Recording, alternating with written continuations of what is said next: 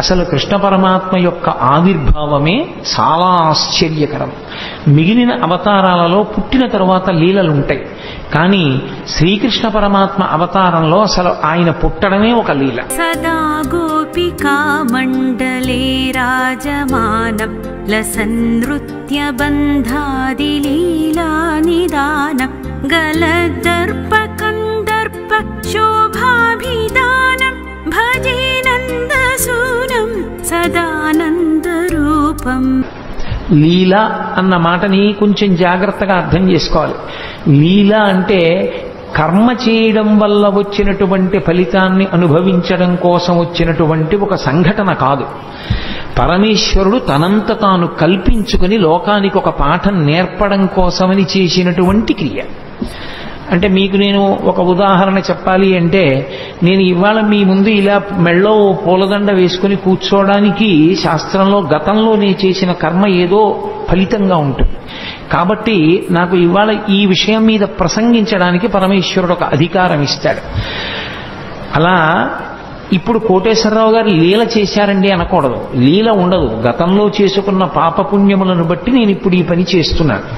నాకు ఏదో మోకాలు నిప్పెట్టింది అనుకోండి, గతంలో ఎప్పుడో ఏదో చేసిన పాపం ఉంది, దానికి పరమేశ్వరుడు ఇప్పుడు మోకాలు నిప్పెట్టేటట్టుగా చేసి ఆ పాపాన్ని తీసేస్తాడు. అంతేగాని నాకు మోకాలు నిప్పి రావడం లీల అనకూడదు. అవి నేను గతంలో చేసుకున్న కర్మల యొక్క ఫలితాలు. పాపము కానీ పుణ్యము కానీ అనుభవంలోకి వస్తుంది, సుఖ దుఃఖములుగా వస్తుంది. నేను పుట్టడం కర్మ. నేను ఒక మనుష్యునిగా పుట్టాను అంటే గత జన్మలో చేసుకున్న కర్మను అనుసరించి పరమేశ్వరుడు నాకు మనుష్య జన్మనిస్తాడు. భగవంతుడు పుట్టడం కర్మ కాదు, లీల. ఎందుచేత అంటే లోకోద్ధరణ కొరకు శరీరమును తీసుకోవలసిన అవసరం లేని పరమాత్మ శరీరాన్ని స్వీకరిస్తాడు. ఆయన కృష్ణ పరమాత్మ యొక్క జననమే ఒక లీల. ఎందుచేత అంటే రామావతారంలో ఆయన ఎక్కడ చతుర్భుజుడై శంఖచక్ర గదాపద్మములతో కనపడలేదు పుట్టినప్పుడు. కానీ కృష్ణావతారంలో అలా కాదు. అసలు గర్భస్థమైనటువంటి కృష్ణ పరమాత్మని స్తోత్రం చేయడానికి దేవతలందరూ వెళ్ళారు. పైగా అసలు కృష్ణ పరమాత్మ పుడుతున్నాడన్న విషయం, ఆ 8వ గర్భానికి కంసుడు చచ్చిపోతాడన్న విషయం 8 గర్భాల ముందు లోక విదితం. కంసుడు అక్కర్లేని పనిని ఒకదాన్ని స్వీకరించాడు. దేవకీదేవికి వసుదేవుడితో వివాహమై వాళ్ళిద్దరూ బయలుదేరినప్పుడు తగుదునమ్మా అని చెల్లెలి మీద ప్రేమతో రథానికి సారథ్యం చేస్తానని పగ్గాలు పట్టుకుని బయలుదేరాడు. రథం వెళ్ళిపోతోంది. అశరీరవాణి పలికింది, ఒరే నువ్వు ఎంతో సంతోషంగా ఈమెని తీసుకెడుతున్నావు, కానీ ఈమె యొక్క కడుపున 8వ వాడుగా ఎవడు జన్మిస్తాడో వాడి చేతిలో నువ్వు మరణిస్తావు. అంటే అందరికీ తెలుసు 8వ గర్భంలో పుట్టేవాడే కంసుని మరణానికి కారకుడవుతాడు అని. అందుకే చెల్లెల్ని చంపైపోయాడు కూడా కంసుడు. సరే, కథ నడిచింది. తర్వాత 8వ గర్భం కదా అన్నాడు. ఆ మహానుభావుడు వసుదేవుడు ఆ కంసుణ్ణి కొంతవరకు ఉపశాంతి వహించేటట్టు చేశాడు. వెళ్ళారు. మొట్టమొదటి కొడుకు పుట్టాడు. బావా, మొదటి కొడుకు నన్ను చంపేవాడు కాదు కదా, 8వ కొడుకు కదా, మొదటి కొడుకుని చంపానన్న అపఖ్యాతి నాకెందుకు, 8వ వాడు పుట్టినప్పుడు తీసుకురా బావా, నువ్వు మాట తప్పేవాడివి కాదులే అన్నాడు. 1 2 3 4 5 6 బిడ్డల్ని ఇచ్చేశాడు. 7వ వాడు గర్భ సంకర్షణమై బలరాముడిగా పుట్టాడు. ఈ 6 పిల్లల్ని తిరిగి ఇచ్చిన తర్వాత నారదుడు వచ్చి, ఏమనుకుంటున్నావో పిచ్చివాడా, వీళ్ళందరూ దేవతాంశ సంభూతులే, నిన్ను చంపడానికి పుట్టిన వాళ్లే అన్నాడు. అయ్య బాబోయ్ అలాగా అన్నాడు. మళ్ళీ 6 పిల్లల్ని పిలిపించి చంపేశాడు. 7వ వాడు సంకర్షణుడై రోహిణీదేవికి జన్మించాడు. ఇక 8వ గర్భంలో పుట్టేటటువంటి వాడు తనని చంపేవాడే అన్న విషయం కంసుడికి అతి విశ్వసనీయంగా తెలుసు. కాబట్టి అది భగవదంశ అన్న విషయం కూడా స్పష్టంగా తెలుసు. ఎందుకంటే నిన్ను చంపడానికి శ్రీమన్నారాయణుడే ఆవిర్భవిస్తున్నాడు అని నారద మహర్షి చెప్పేశారు. కాబట్టి రాక్షసుడైన కంసుడు ఎంత జాగ్రత్త తీసుకున్నాడంటే, రాక్షసత్వము అన్న మాటకు అర్థం ఏమిటో అక్కడ అర్థమవుతుంది. అసలు అంత జాగ్రత్త తీసుకున్నాడు. లోపల సూతికా గృహం నిర్బంధం, దేవకీదేవిని స్వేచ్ఛగా ఉంచాడు. వసుదేవుడి కాళ్ళుకి చేతులకి బంధనాలు వేశాడు. ఎదురుగుండా భార్య ప్రసవం. ఆమె ఎంత బాధపడుతున్నా భర్త లేచి కనీసం గుక్కెడు మంచినీళ్లు కూడా ఇవ్వలేడు. కాబట్టి కాళ్ళకి చేతులకి బంధనాలు వేశాడు. అక్కడ నుంచి చూస్తే సూతికా గృహం ఇక్కడ వరకు కనపడాలి, అలా ఏర్పాటు చేశాడు. విచ్చుకత్తులు పట్టుకుని తిరుగుతూనే ఉండాలి. 8వ గర్భం పుట్టగానే ఏడుపు వినబడగానే పిల్లాన్ని చంపేయాలి. అది కూడా ఎంత భయంకరంగా చంపేవాడంటే పిల్లల కాళ్ళు పట్టుకుని గిరగిరా తిప్పి బండకేసి కొట్టేవాడు. కాబట్టి పిల్లవాడు ఏడవగానే నాకు తెలియాలి. అసలు పడుకునేవాడు కాదు, నిద్రపోయేవాడు కాదు, ఏది చేస్తున్నా సరే 8వ గర్భం వచ్చేస్తోంది అదే బెంగ. ఇంత బెంగ పెట్టుకున్నప్పుడు శ్రావణ మాసంలో అష్టమి తిథి నాడు అర్ధరాత్రి కటిక చీకట్లో కారాగారంలో లోకాలన్నింటినీ పరిపాలింపవలసినటువంటి పరమాత్మ, ఆయనకి తెలియదు ఎవడెంత జాగ్రత్త తీసుకున్నా ఆయన మాయందు ఎవరు దాటి యువతలకి రాగలిగిన వాడు మమ మాయా దురత్యయ అంటాడు. ఒక్కసారి ఆ మాయనంతటినీ కమ్మాడు. ఎక్కడి వాళ్ళక్కడ గాఢ నిద్రలోకి వెళ్ళిపోయారు. దేవకీ వసుదేవులు తప్ప ఎవ్వరూ లేరు. ఆఖరికి చిత్రం ఏమిటంటే దేవకీదేవి గర్భమునందున్నటువంటి శ్రీమన్నారాయణుణ్ణి 33 కోట్ల మంది దేవతలు చతుర్ముఖ బ్రహ్మగారితో కలిపి వచ్చి స్తోత్రం చేశారు. ఆయన పుట్టవలసిన సమయం ఆసన్నమైంది. ఏ విధమైనటువంటి ఇబ్బంది లేకుండా శిశోదయం అయిపోయింది. పిల్లాడు పుట్టాడు. లోకంలో ఎక్కడైనా పిల్లవాడు పుడితే తల్లిదండ్రులు సంతోషిస్తారు తప్ప పిల్లవాడికి తల్లిదండ్రులు నమస్కారం చేసి స్తోత్రం చేసినటువంటి సందర్భం ఉండదు. ఆఖరికి వామనమూర్తి పుట్టినప్పుడు కూడా నన్ను కన్న తండ్రి నా పాలి దైవమా నా తపప్పలంబ నా కుమార నాదు చిన్ని వడుగ నాకుల దీపక రగదయ్య భాగ్య రాశివగుచు అంటుంది. నా కొడుకనే అంటుంది అదితి. కానీ శ్రీకృష్ణ పరమాత్మ యొక్క అవతారంలో మాత్రం పుడుతూనే ప్రాకృత శిశువుగా కనపడలేదు. అసలు ఇలా పుడుతూనే జలధరదేహు నాజాను చతుర్బాహు సరసీరుహక్షు విశాలవక్షు జారుగదా శంఖచక్ర పద్మ విలాసు కంఠకౌస్తుభమని కాంతిభాను కమనీయ కటిసూత్ర కంకణ కేయూర శ్రీవత్సలంచనంచిత విహారు మరుకుండలద్వయ మరు విహారు అని ఆ మహానుభావుడు పుడుతూనే ఆయన నీలమేఘఛాయ ఎలా ఉంటుందో అటువంటి మేఘఛాయతో శంఖచక్ర గదా పద్మములతో కూడుకున్నటువంటి వాడై కటిక చీకటితో ఉన్నటువంటి ఆ కారాగారమునందు భాషించాడు. ఈ పిల్లవాడిని చూశాడు వసుదేవుడు, ఆశ్చర్యపోయాడు. ఇదేమిట్రా, సాక్షాత్ శ్రీమన్నారాయణుడు కొడుకుగా పుట్టాడు. బాలు పూర్ణేందు రుచిజాలు భక్త లోకపాలు సుగుణాలవాలు కృపావిశాలు చూచి తిలకించి పులకించి చౌజ్యమంది ఉబ్బి చెలరేగి వసుదేవుడు ఉత్సహించే అన్నారు పోతన గారు.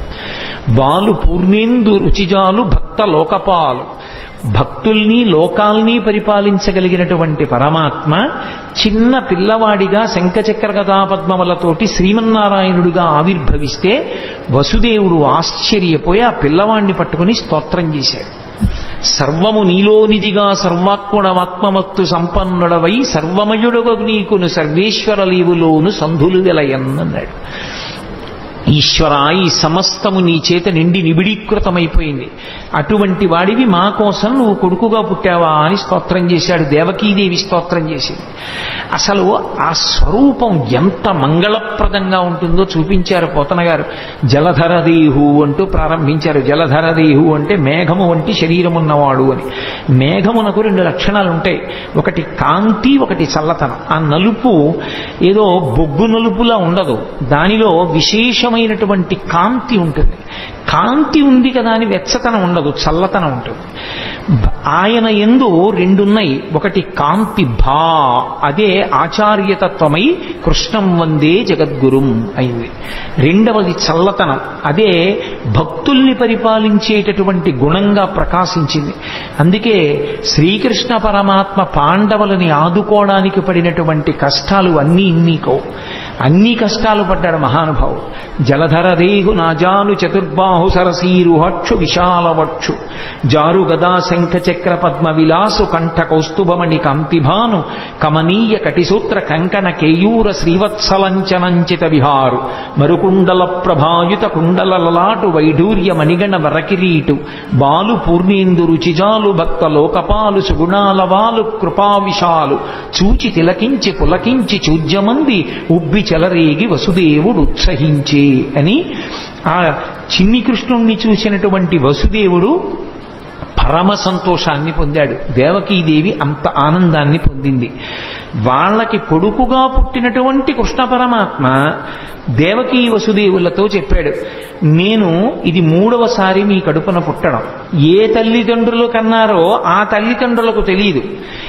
ఏ పిల్లవాడు పుట్టాడో ఆయన తల్లిదండ్రులతో చెప్తున్నాడు. ఇది లోకంలో ఎక్కడా జరగదు. అంత విచిత్రమైనటువంటి లీల. తల్లిదండ్రులు ఎక్కడైనా మా కొడుకని వాళ్ళకి తెలుస్తుంది. పిల్లవాడికి నేను వీళ్ళ బిడ్డన్నన్న విషయం కూడా వాడికి తెలియదు. వాడిని నిజంగా పొత్తిళ్లలోనే ఇంకోళ్ళు తీసుకెళ్లి పెంచారనుకోండి, ఎవరు పెంచారో వాళ్లే తల్లిదండ్రులు అనుకుంటాడు వాడు. అటువంటిది ఈ చిన్ని కృష్ణుడు దేవకీ వసుదేవులకు చెప్పాడు. ఎందుకని? పరమాత్మ స్వరూపం గనక. నేను 3వసారి మీ కడుపున పుట్టాను. ఒకసారి ఈయన పేరు పృష్ణి, నీ పేరు పృష్ణి దేవకీదేవి, ఆయన పేరు సుతపుడు వసుదేవుడు. మీ ఇద్దరు నా గురించి 12,000 దివ్య సంవత్సరములు తపస్సు చేశారు. నేను మీకు ప్రత్యక్షమయ్యాను. ఏం కావాలని అడిగాను. నీలాంటి కొడుకు కావాలన్నారు. మీరు మోక్షం అడగలేదు. నాలాంటి కొడుకు నేను తప్ప ఇంకొకడు లేడు. అందుకని నేనే మీ కడుపున 3 మార్లు పుడతానని వరమిచ్చాను. ఆ జన్మలో మీకు పృష్ణి గర్భుడు అన్న పేరుతో పుట్టాను.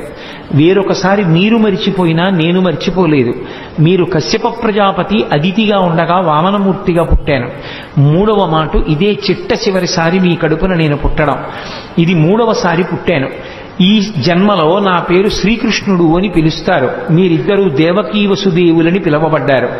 ఈ 3వ జన్మలో నేను శ్రీకృష్ణ పరమాత్మగా మీ కడుపున ఆవిర్భవించినప్పుడు చేసినటువంటి లీలల్ని మీరు నిరంతరం స్మరించిన కారణం చేత మీ మనసుని పట్టినటువంటి పాపరాశి ధ్వంసమై ఇక మళ్లీ పుట్టవలసిన అవసరం లేని పునరావృత్తి రహిత శాశ్వతమైనటువంటి శివసాయుజ్య స్థితిని మోక్ష రూపంలో మీరు పొందుతారు. కాబట్టి నా లీలను స్మరించడమే మీకు ఉత్తమోత్తమైనటువంటి లక్షణం అన్నాడు. పరమాత్మ ఆ జన్మలో వాళ్ళకి పిల్లాడిగా పుట్టి కూడా నేను మీ దగ్గర పెరగను. ఓ వసుదేవా, నువ్వు నన్ను తీసుకుని తల మీద పెట్టుకో. తెలుగు భాగవతంలో అయితే ఆంధ్ర భాగవతంలో గుండెల మీద పెట్టుకున్నాడు అని. నన్ను తీసుకుని ఈ అంతఃపురం నుంచి బయటికి వెళ్ళిపో. రాజ్యానికి సరిహద్దులో యమునా నది ప్రవహిస్తోంది మధురా నగరం దగ్గర. ఆ యమునా నది త్రోవ ఇస్తుంది, దాటి నందవ్రజానికి చేరుకో. నందవ్రజంలో ఇదే సమయానికి యోగమాయ పుట్టింది. అందుకే నారాయణ నారాయణి అన్నా చెల్లెళ్ళు పార్వతీదేవి శ్రీ మహావిష్ణువు. యోగమాయ పుట్టి ఉన్నది. నన్ను తీసుకెళ్లి అక్కడ పడుకోబెట్టి ఆ ఆడపిల్లని తీసుకుని మళ్ళీ వెనక్కి వచ్చేసిన తరువాత మళ్లీ నువ్వు అంతఃపురంలోకి వచ్చి కాళ్ళకి చేతులకి సంకెళ్ళు పడిపోయి యథాస్థితిని పొందిన తరువాత ఆడపిల్ల ఏడుస్తుంది. ఏడిచిన తరువాత కంసుడు లేస్తాడు. కాబట్టి నన్ను తీసుకెళ్లి నందవ్రజంలో విడిచిపెట్టాయి అన్నాడు. సరేనన్నాడు. ఆ పిల్లవాడిని తీసుకున్నాడు. బయటికి బయలుదేరాడు. ఆశౌరికి తెరవెసగెను ప్రకాశోద్దత తుంగ భంగ కలిత ధరాసాకాశయగు యమున మును సీతేశునకు పయోధి త్రోవ ఇచ్చిన భంగిన్నన్నారు పోతన గారు. సముద్రం ఎలా రామచంద్రమూర్తికి దారిచ్చేసిందో అలా యమునా నది కూడా దారిచ్చేసింది. ఎవరికి? కృష్ణ పరమాత్మని తల మీద పెట్టుకున్నటువంటి వసుదేవుడికి. అందుకే రామచంద్రమూర్తికి ఎక్కువ సంబంధం గోదావరి సరయూ నది. కృష్ణ పరమాత్మకి ఆద్యంతము సంబంధము యమునా నది. యమునా నదితో ఆయనకి సంబంధం ఉండడానికి కారణం ఒక్కటే. యముడు యమున వీళ్ళిద్దరూ అన్న చెల్లి. వీళ్ళిద్దరూ సూర్య భగవానుడి యొక్క బిడ్డలు. యమున ముందుకు నడిచి వెళ్ళిపోతూ ఉంటుంది. కాలము వెనక్కి రాదు. గంగ అలా కాదు. గంగ ముందుకు వెళ్ళి వెనక్కి ఎడుతుంది. కాశీలో దక్షిణానికి వెడుతున్న గంగ మళ్ళీ వెనక్కి తిరిగి ఉత్తరానికి వెళ్ళింది. గంగ దక్షిణానికి వెళ్ళింది అంటే జనన మరణ శోక సంసార స్వరూపం. ఉత్తరానికి తిరగడం అంటే మృత్యువునంత పోగొట్టగలిగినటువంటి పరమేశ్వర స్థానాన్ని, కైలాసాన్ని చూడడం. అక్కడ తిరిగింది కాబట్టి ఉత్తరానికి కాశీపట్టణంలో ప్రవహించేటటువంటి గంగకి ఒక ప్రత్యేకమైనటువంటి ప్రాముఖ్యత ఏర్పడింది. అందుకే కాశీగంగా అంటూ ఉంటారు. యమున అలా కాదు, ముందుకే వెడుతుంది. అందుకే యమున కాలస్వరూపం. యమునని దాటలేరెవరు. కాలాన్ని దాటడం ఎవరికి సాధ్యం కాదు. కాలమును దాటేశాడు అంటే ఇక పుట్టడు అని గుర్తు. మోక్షాన్ని పొందాడు అని. కాలమునందు పడిపోయి మళ్ళీ కాలమునందు పుడుతూ ఉంటాడు. పునరపి జననం పునరపి మరణం పునరపి జననీ జఠరే శయనం. కానీ ఎవరు కృష్ణ పరమాత్మని తలయందు ధరిస్తారో వారు మాత్రము కాలము దారిచ్చేస్తుంది. అంటే ఇక వాళ్ళు పుట్టవలసిన అవసరం ఉండదు. అందుకే రాసలీల కూడా ఎక్కడ చేస్తాడు అంటే యమునా నది ఒడ్డునే చేస్తాడు. రాసలీల అంటే ఏదో ఒళ్ళు కొవ్వెక్కి ఆడవాళ్లతో కలిసి ఆడినటువంటి క్రీడ కాదది. రాసలీల అంటే ఎంతమంది జీవులు తరించడానికి సిద్ధంగా ఉన్నారో, ఎంతమంది ఆ భక్తి పరిపక్వతని పొందారో అంతమంది పరమాత్మ యొక్క బ్రహ్మానందాన్ని అనుభవించేటటువంటి స్థితిని భాగవతంలో రాసలీలా ఘట్టంగా తీసుకొచ్చారు. అందుకే అంగనామంగనా మంతరే మాధవం అంటాడు లీలాశుకుడు. ఇటు పక్కన ఒక అంగన, ఇటు పక్కన ఒక అంగన ఉంటే మధ్యలో కృష్ణుడు ఉంటాడు. కృష్ణుడికి మధ్యలో అంగన ఉంటుంది. అంటే ఎంతమంది జీవులు బ్రహ్మానంద స్థితిలో ఉంటారో అంతమందిని బ్రహ్మానంద స్థితిలో పరమేశ్వరుణ్ణి అనుభవిస్తూ ఉంటారు. ఆ స్థితిని ఆవిష్కరించేటటువంటి అద్భుత ప్రక్రియ రాసలీల. అది కాలాతీత స్థితిని చూపిస్తుంది. కాబట్టి యమున ఒడ్డునే చేస్తాడు కృష్ణ పరమాత్మ. అంతటి మహానుభావుడు. అదే ఆయనలో ఉన్నటువంటి మెరుపు. అందుకే కృష్ణుని యొక్క లీలలను అర్థమై తెలుసుకుంటే జ్ఞానము కలుగుతుంది. ఒకవేళ వాటి లోపల ఉన్న విశేషం తెలియకపోయినా పరమభక్తితో కృష్ణలీలల్ని విన్నంత మాత్రం చేత ఒక లక్షణం కలుగుతుంది. అది మీరు తెలిసి వినండి, తెలియక వినండి. మీరు మనసు మాత్రం ఆర్ద్రతతో సంస్కారవంతంగా భక్తితో ఆ లీలల్ని వింటే, కృష్ణ పరమాత్మ యొక్క స్పర్శ మనసుకి తగిలితే, ఆయన తగలగానే పాపమంతా కూడా తొలగిపోతుంది. అందుకే కృష్ణలీలల్ని ఎందుకంత గొప్పగా చెప్పుకుంటారు లోకంలో అంటే, కృష్ణలీలలు మనసుకి తగిలితే, మనసుకి కృష్ణుడితో సంపర్కం ఏర్పడితే అది పాప దాహకత్వానికి కారణమవుతుంది. అందుకు మహానుభావుడు అన్ని లీలలు చేశాడు. అది ద్వాపర యుగంలో జరిగింది. కలియుగంలోకి వచ్చేటప్పటికి భాగవతం పేరుతో వాటిని వింటాం. అందులో ప్రధానమైనటువంటివి జారలీల, చోరలీల. మీరు చూడండి, జారలీల అంటే సాధారణంగా ఎప్పుడు స్మరిస్తారంటే రాత్రి వేళ స్మరిస్తారు. ఏదో కృష్ణుడు ఇంతమంది గోపికలతో తిరిగాడని. చోరలీల అంటే తెల్లవారగానే స్మరిస్తారు. ఏదో పక్కింట్లో లేకపోతే పక్క సందులో కుక్కలు ఎక్కువ మురిగాయి అనుకోండి, ఏమిటి రాత్రి కుక్కలు అన్ని మురిగాయి, ఏమైనా దొంగతనం జరిగిందా అంటారు. చోరలీల తెల్లవారుజామున స్మరింపబడుతుంది, జారలీల రాత్రి స్మరింపబడుతుంది.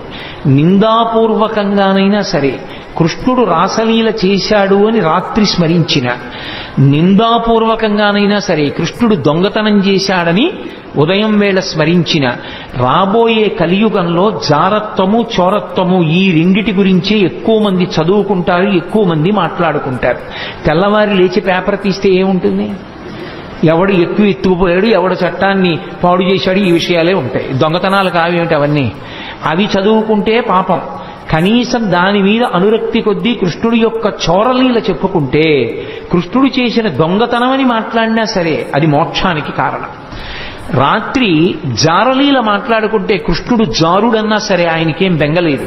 కానీ కృష్ణ అన్న మాట ఎత్తారు కాబట్టి అది పాపాన్ని దహింపచేస్తుంది. అందుకే అసలు ఆయన పేరే కృష్ణ. కృష్ణ అంటే నిరతిశయ ఆనంద స్వరూపుడు అని అర్థం. అది నిరతిశయ ఆనందం. ఆ ఆనందంలో ఇంకా ఎక్కడా కూడా దుఃఖ స్పర్శ అనేటటువంటిది ఉండదు.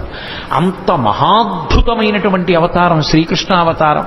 అటువంటి శ్రీకృష్ణావతారం యమునా నదితో ఎక్కువగా సంబంధాన్ని కలిగి ఉంటుంది. అందుకే మళ్ళీ ఒకసారి వెనక్కి రండి. వసుదేవుడు చెప్తే ఆ కృష్ణ పరమాత్మని తల మీద పెట్టుకుని వసుదేవుడు బయలుదేరి వెడుతుంటే యమున దారిచ్చింది. యమున దారిచ్చింది అన్న మాటకు అర్థం ఏంటంటే కాలము దారి విడిచిపెట్టేసింది అని. ఎవరికి కృష్ణుడు తల మీద ఉంటాడో వాడికి కాలము దారి విడిచిపెడుతుంది. నందవ్రజానికి వెళ్ళాడు. ఏమి ఎందుకు ఉండకూడదు మధురానగరంలో? మధురానగరంలో కృష్ణుడు ఉండడు. ఎంతకాలం ఉండడు? కృష్ణుడు ఎంతకాలం ఉండడు అంటే కంసుడు ఉన్నంత కాలము కృష్ణుడు ఉండడు. కంసుడు మధురని విడిచిపెట్టేస్తే, కంస సంహారం అయిపోతే కృష్ణుడు మధురలోనే ఉంటాడు. కంసుడు మధురని పరిపాలించినంత కాలం కృష్ణుడు నందవ్రజంలో ఉంటాడు. దాని అర్థం ఏమిటంటే మధ్యలో యమునా నది ఉంటుంది. నందవ్రజంలో ఉండడము అన్న మాటకు అర్థం ఏమిటంటే ఎప్పుడూ భగవద్భక్తితో అరమరికలు లేకుండా సంతోషంగా ఉండేటటువంటి వాళ్ళు సద్గుణోపేతులు ఎక్కడున్నారో అక్కడ భగవానుడు ఉంటాడు. తప్ప కామంతో ఉండేటటువంటి వాళ్ళు, ఎప్పుడూ కోరికలతో ఉండేటటువంటి వాళ్ళు ఉన్న చోట భగవానుడు ఉండలేడు.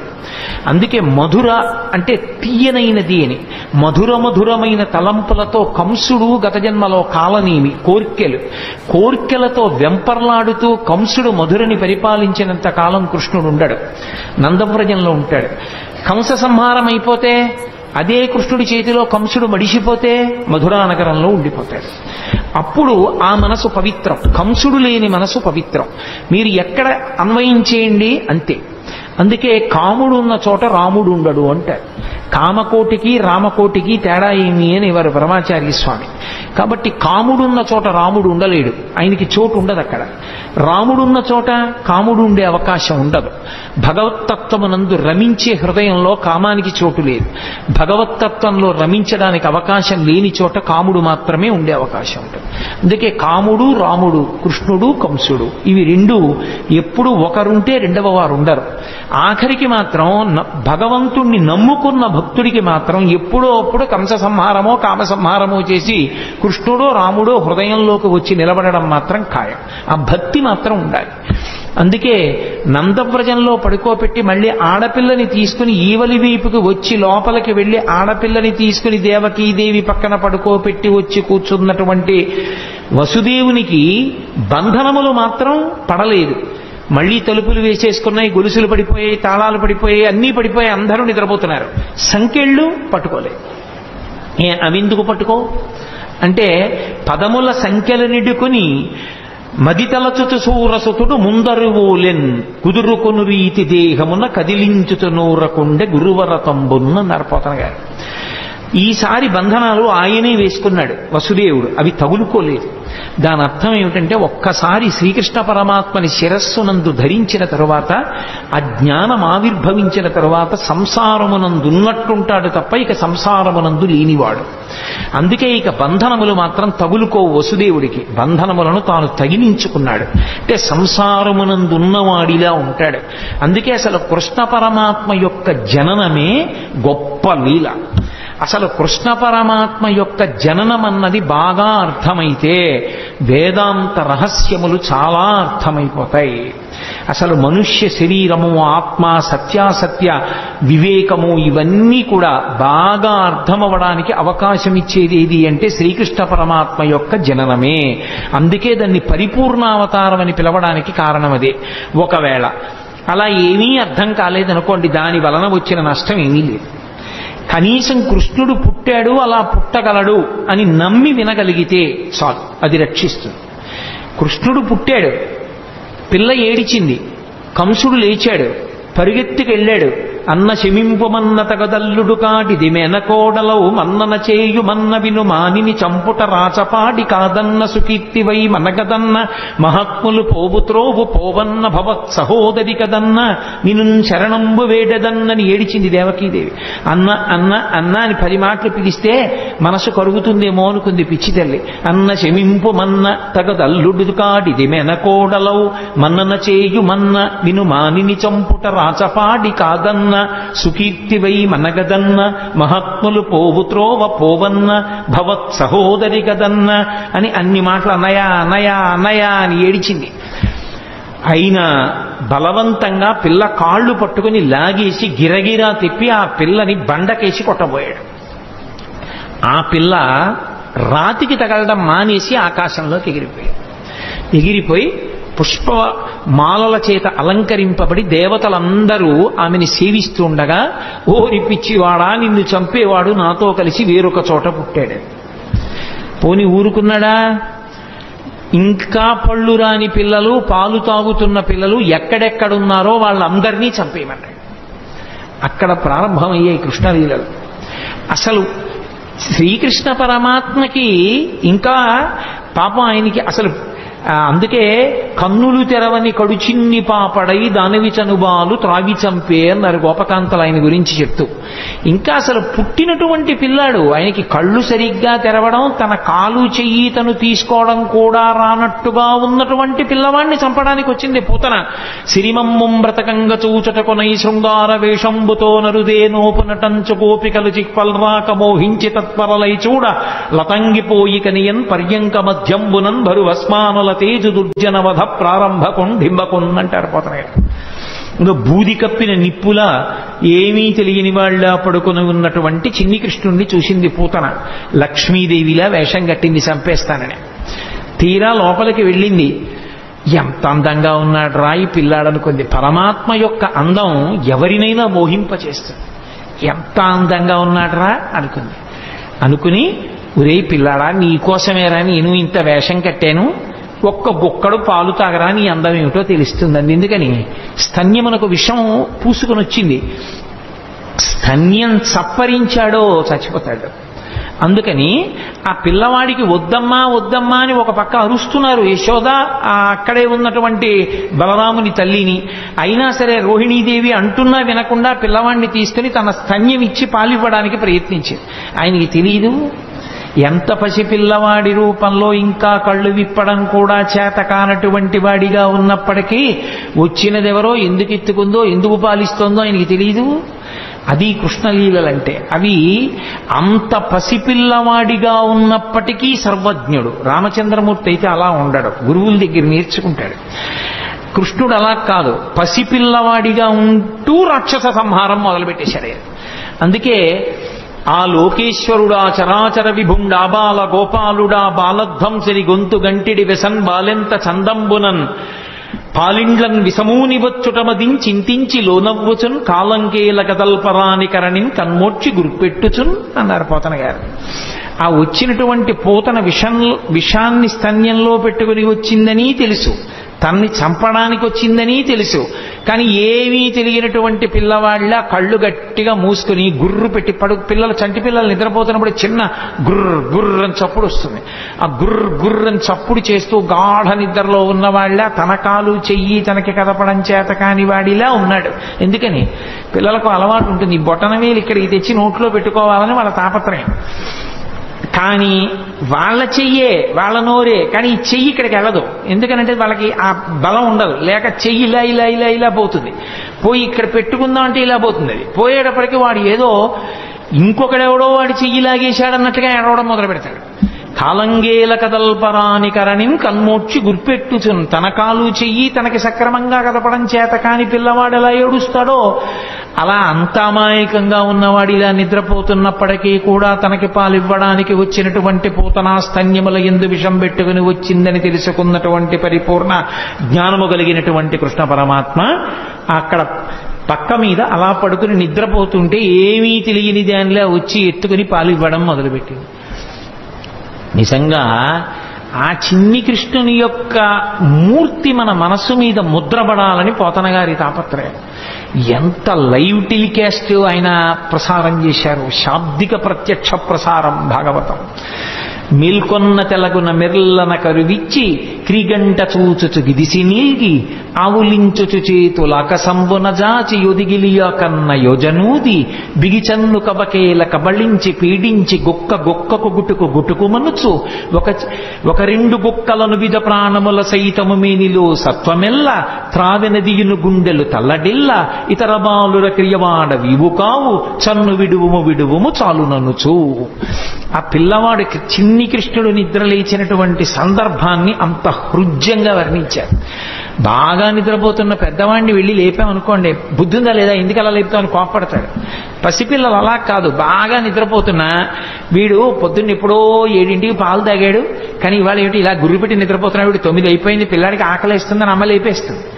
లేపేసి పాలిద్దామని ఒళ్ళో పడుకోబెట్టుకుంటే వాడు ఏం ఏడవాడు లేపేసిందని. కానీ వాడి ఎంత బద్ధకం, ఏదో పెద్ద అలిసిపోయిన వాళ్ళలాగా ఆ విప్పలేక కళ్ళు విప్పినటువంటి వాళ్ళలాగా ఆ కళ్ళు ఇలా విప్పి ఇలా విన్నుపం ఇలా విరుచుకుని గిదిసి నీల్గి ఆవులించుచు చేతులు ఆకాశంబున చాపి ఆ చిన్ని నోరింత ఆవలించి 2 చేతులు ఇలా ఆకాశంలోకి ఎత్తి ఏమిటో ఇలా ఆడించి ఓసారి చేతులు ఆకాశంబున జాచి ఎదిగిలియాకొన్న యోజనూది బిగిచన్ను కవకేల కబళించి పీడించి గొక్కకు గుటుకు మనుచు.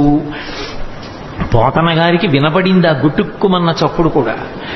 ఆ స్తన్యాన్ని ఆ చిన్ని పూల పొట్లం లాంటి చేత్తో పట్టుకుని గుటుక్కుమంటూ 2 గుక్కలు తాగాడు అంతే. ఇప్పటి వరకు అందరికీ పాలిచ్చి చంపిన పూతన ఇతర బాలుల క్రియవాడవివు కావు. ఓరి నాయనో, ఎంతో మందిని చంపాను కానీ నువ్వేమిట్రోయ్ 2 గుటకలు లాగేటప్పటికీ నా ప్రాణాలన్నీ పోతున్నాయి, వదులు అంటోంది ఆవిడ. గుక్కకు గుటుకు మనచు ఒక 2 గుక్కల నువిద ప్రాణముల సైతము మేనిలో సత్వమెల్ల త్రావె నదియును గుండెలు తల్లడిల్ల ఇతర బాలుల క్రియవాడవివు కాదు. చన్ను విడువుము చాలు నన్నొచ్చు. చాలు వదిలేరా అని ఆవిడంటుంది. పట్టి విడవరాదు నా చెయ్యి అని ఆయన వదిలిపెడతాడా? ఆయన విడిచిపెట్టలేదు. ఆఖరికి ఆ శరీరం 13 కిలోమీటర్ల దూరం పడిపోయింది పోతనది. అవి బాల్య లీలలంటే కృష్ణుని యొక్క లీలలు అంత అద్భుతంగా ఉంటాయి. ఏమీ ఎరగని వాళ్ళ పూతన శరీరం మీద పడి ఏడుస్తూ ఆడుకుంటున్నాడు. పాపం 13 కిలోమీటర్ల శరీరం దాని మీద ఎక్కి పెరిగెత్తింది ఆ పిచ్చి తల్లి యశోదాదేవి. ఆ గోపాల బాలురు గోపకాంతలు ఇంతమంది వెతికారు. నేలంగూలిన మేటి పెన్నురముపై నిర్భీతి క్రీడించు ఓ బాలారమ్మని మూపు చేర్చుకొని సంస్పర్శించి ఆరాత్యుచున్ గోలాంగూలము తిప్పి గోరజములంజల్లించి గోమూత్రముంజల్లి తద్బాలాంగంబుల గోమయంబలదిరా 12 నామంబులన్. ఎక్కడ పిల్లవాడు బెంగపెట్టేసుకున్నాడో, ఎక్కడ భయపడిపోయాడో, ఇంత పెద్ద శరీరం మీద పడిపోయాడని పాపం ఆ పిచ్చి తల్లి యశోద గోపకాంతలో ఆయన్ని పగపగబా తీసుకెళ్లి ఓ ఆవు దగ్గరికి తీసుకెళ్లి దాని వెనకాతల కూర్చోబెట్టి తోక దాని ఆయన చుట్టూ తిప్పి ఆ పేడ తీసుకొచ్చి ఆవు మూత్రం తీసుకొచ్చి ఆయన 12 అవయవాల మీద పెట్టి ఏదో శిరస్సును కేశవుడు రక్షించుగాక, హృదయమును గోవిందుడు రక్షించుగాక, మోకాళ్లను అధోక్షజుడు రక్షించుగాక, ఆయన 12 నామాలతోటే ఆయనకి రక్ష పెట్టారు. ఏమీ తెలియని వాళ్ళలాగా నిజంగా అమాయకంగా ఉన్న వాళ్ళలాగే ఆయన అమ్మతోటి అంతరక్ష పెట్టించుకున్నాడు. చిత్రం ఏమిటంటే 2 గుక్కలు తాగినందుకు గాను ఆ వసుదేవుడు మధురానగరం నుంచి తిరిగి వస్తూ ఇంత పెద్ద శరీరం అడ్డంగా పడిపోయింది ఏమిటని పెద్ద కట్టె పుల్లలు ఇంధనాలు తీసుకొచ్చి దాని మీద పడేసి అగ్నిహోత్ర సంస్కారం చేసి వాసన వస్తుందని ఉత్తరీయ ముక్కుకు అడ్డం పెట్టుకుని వెళ్ళిపోతున్నారు. రగిలి పొగులు మగువ దేహము నుండి అగరు పరిమళముల పగలు వెడలే దేహకల్మషములు శ్రీహరిముఖమున త్రామబడుట చేసి భూవరేణ్య అంటారు పోతన గారు. 2 గుక్కలలో నేను నాది అన్న అహంకార మమకారాలన్నీ తాగేశాడు కాబట్టి ఆమె శరీరమునందు ఏ కల్మషం లేదు. అందుకే ఆమె శరీరం కాలిపోతుంటే అగరవత్తులు కాలిపోతున్న సువాసనలు వచ్చాయి. కన్న తల్లి ఏ స్థితి పొందుతుందో అటువంటి స్థితి పూతన పొందేసింది. దీని లోపల ఉన్నటువంటి తత్వం అర్థం అవ్వచ్చు, అర్థం కాకపోవచ్చు. కానీ చిన్ని కృష్ణుడు పాలు తాగి పూతనా సంహారం చేసినటువంటి సందర్భాన్ని వింటున్నప్పుడు మనసు రమించి ఆ చిన్ని కృష్ణుడి మీద హత్తుకుందనుకోండి చాలు. ఆ కృష్ణ పాద స్పర్శ చాలు సమస్త పాపములను తొలగతోస్తుంది. అంత శక్తివంతము. అందుకే అసలు పెద్దవాడైపోయినటువంటి కృష్ణ పరమాత్మ చేసినటువంటి లీలల గురించి చెప్పుకున్న కన్నా శ్రీకృష్ణుని యొక్క బాల్య లీలల గురించి చెప్పుకున్నట్టుగా చెప్పుకోరు పెద్దవాడి లీలలు. ఎందుచేత అంటే పెద్దవాడైపోయిన కృష్ణుని యొక్క లీలలు చాలా గంభీరంగా ఉంటాయి. చిన్ని కృష్ణుడిగా చేసినటువంటి లీలలు హృద్యంగా ఉంటాయి, ఆకర్షణీయంగా ఉంటాయి, ఆబాలగోపాలాన్ని ఆకర్షిస్తాయి. అందుకే వ్యాసుల వారు ఎంత అనుభవించారో, పోతన గారు ఎంత అనుభవించారో, మధుసూదన సరస్వతి ఎంత అనుభవించారో, లీలాశుకుడు ఎంత అనుభవించాడో, బాల్యలీలలకు ఉన్నంత గొప్ప స్థానం శ్రీకృష్ణ పరమాత్మ యొక్క అవతారంలో నిజానికి పెద్దవాడైపోయినటువంటి కృష్ణుడి యందు లేదని నేను అనను. కానీ మనం కూడా బాలకృష్ణుడి యొక్క మూర్తిని చూస్తే పొందేటటువంటి ఉత్సాహం పెద్ద కృష్ణుని యొక్క మూర్తిని చూస్తే పొందాం. బాలకృష్ణుని యొక్క లీలలు అంత అద్భుతంగా ఉంటాయి. అందుకే పోతన గారు బాలకృష్ణుడి యొక్క లీలల్ని ఎన్నిటినీ చెప్పారో. బాలురకు పాలు లేవని బాలింతలు మొరలు పెట్ట పకపకన గియా బాలుండాలము చేయుచు ఆలకు గ్రేపులను విడిచనంబోజాక్షి వారిల్లు సొచ్చి కడవల దూరంబుగ నీయి త్రాగితుదనా కడవల్ వీరింట నీసుతుండిడ వారికి వీరికి పెద్దవాదయ్య సతీ ఆడంజని మీగడ పెరుగోడక నీసుతుడు త్రావి ఒక ఇంచుకత కోడలి మూతింజరిమిన కోడలు ముచ్చనుచు అత్త కొట్టెల తాంగి. నేను వీటికి అర్థాలు చెప్పక్కర్లేదు, మీకు ఆ పద్యం చదువుతుంటేనే అర్థమైపోతుంది. స్వార్థపరులైనటువంటి అత్తాకోడళ్ళు కడవల్లో వెన్న దాచుకునేవారు. కృష్ణుడు ఎక్కడొస్తాడో అని. కృష్ణుడు ఏం చేశాడంటే రాని వచ్చాడు, రాత్రి వచ్చాడు, శుభ్రంగా వెన్నంతా తినేశాడు. వెళ్ళిపోయే ముందు కొంచెం వెన్న కోడలు మూతికి రాసి వెళ్ళిపోయాడు. అత్తగారు పొద్దున్న లేచి కడవ దగ్గరికి వెళ్ళింది. కడవలన్నీ ఖాళీ. కోడల్ని లేపడానికి వచ్చింది, మూతి మీద వెన్న ఉంది.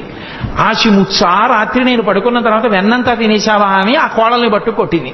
దాచుకున్న వాళ్ళు అలా ఉంటారు. వచ్చిన అతిథుల్ని ఆదరించినటువంటి వాళ్ళు ఎంత అందంగా ఉంటారో, సంసారాలు ఎంత బాగుంటాయో చెప్పడానికి ఒక్కొక్క లీల వెనక మళ్ళీ ఒక్కొక్క తాత్పర్యం.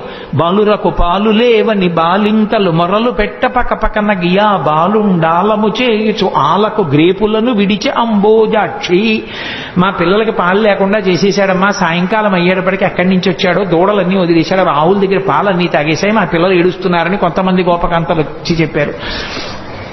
ఎన్ని లీలలో పుట్టి పుట్టడు నేడు దొంగిలబోయి వారి ఇల్లు చొచ్చి తా ఉట్టి అందక పీటలు రోలు ప్రోవిడి ఎక్కి చేపెట్టజాలక కుండ కిందొక తూటునరించి మీ పట్టి మీగడపాలు చెరలు పట్టి తాగెతలోదరి.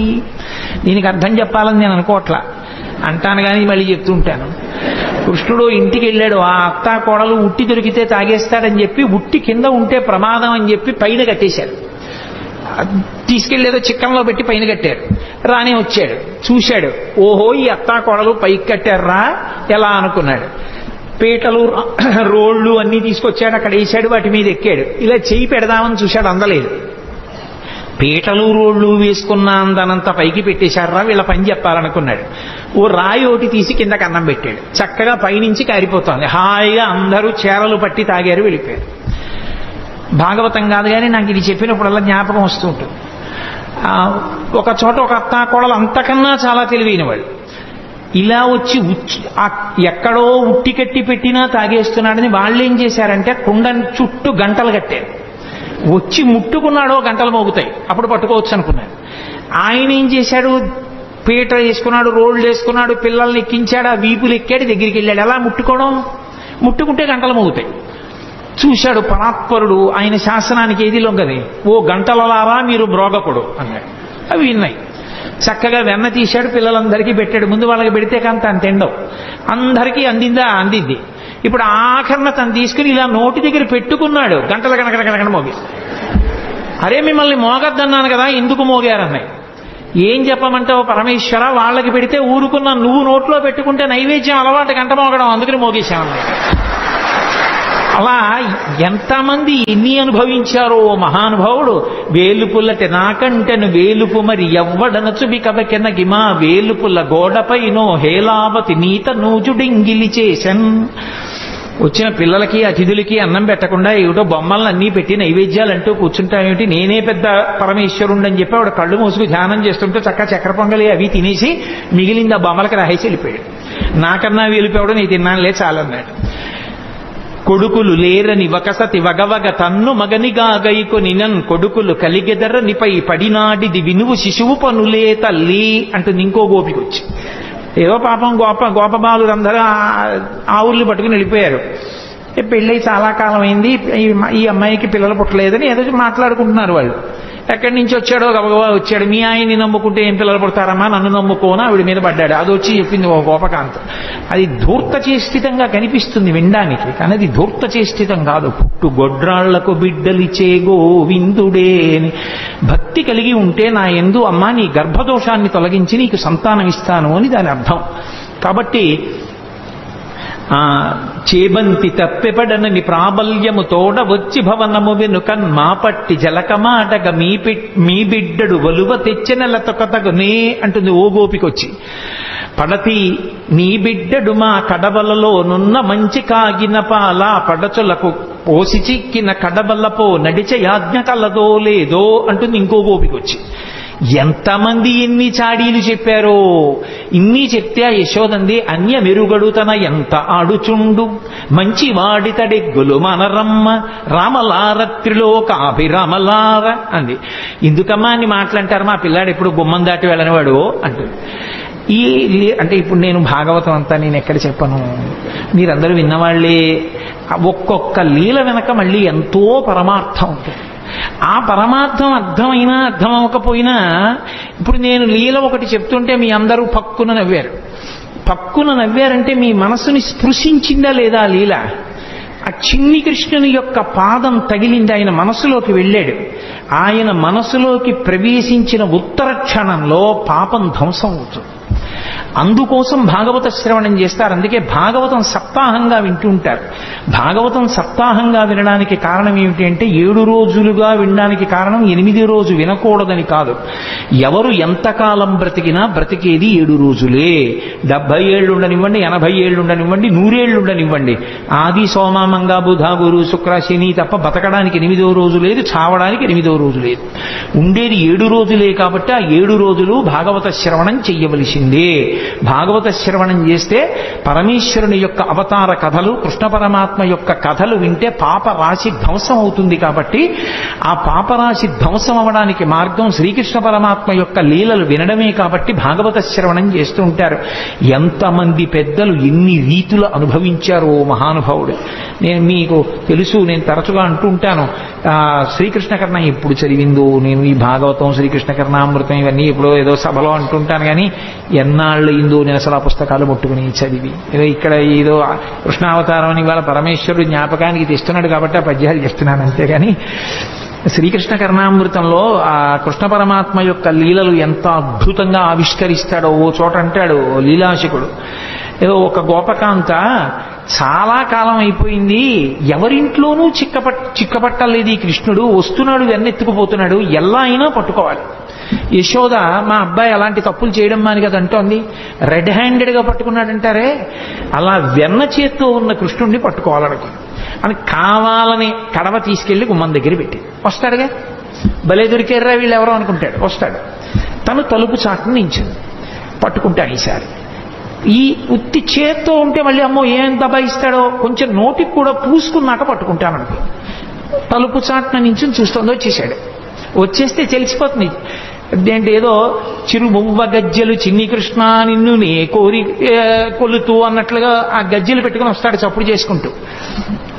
వచ్చి వెనకాల పిల్లలందరూ వస్తారు. ఆవిడ పక్కనే ఉంది పట్టుకుందామని. తెలియదు కదా, తెలియదని మనం అనుకోవాలి అందాక. అందుకు తెలియదు ఆ పక్కనే ఉంది గోపిక పట్టుకోవడానికి. అందుకని ఒక్కొక్కళ్ళని సంజ్ఞ చేశాడు. వచ్చేశారు, తీస్తున్నాడు, పెడుతున్నాడు, చక్కగా ఒక్కొక్కడు పుచ్చుకుంటున్నాడు. బఫే భోజనంలా ప్లేట్ పెట్టుకుని వెళ్ళిపోతున్నాడు తినడానికి. ఆఖరిని అందరే అయిపోయింది లైన్, ఎవరు లేరు కాబట్టి ఇప్పుడు తను తినచ్చు. కూర్చుని అలాగో గోపికలు లేరు, ఈ ఇంట్లో పిచ్చేళ్ళు బయట పెట్టి వెళ్ళిపోయారని చెప్పి చక్కగా తీసుకుని ఇలా నోట్లో పెట్టుకున్నాడు. పెట్టుకోగానే గోపిక వచ్చి పట్టుకుంది. పట్టుకుని ఆ కృష్ణుణ్ణి చూసింది. పిల్లాడు కదా భయపడిపోయి ఇలా అనాలి, ఏమీ అనలేదు, ఇలా చూశాడు అన్నాడు.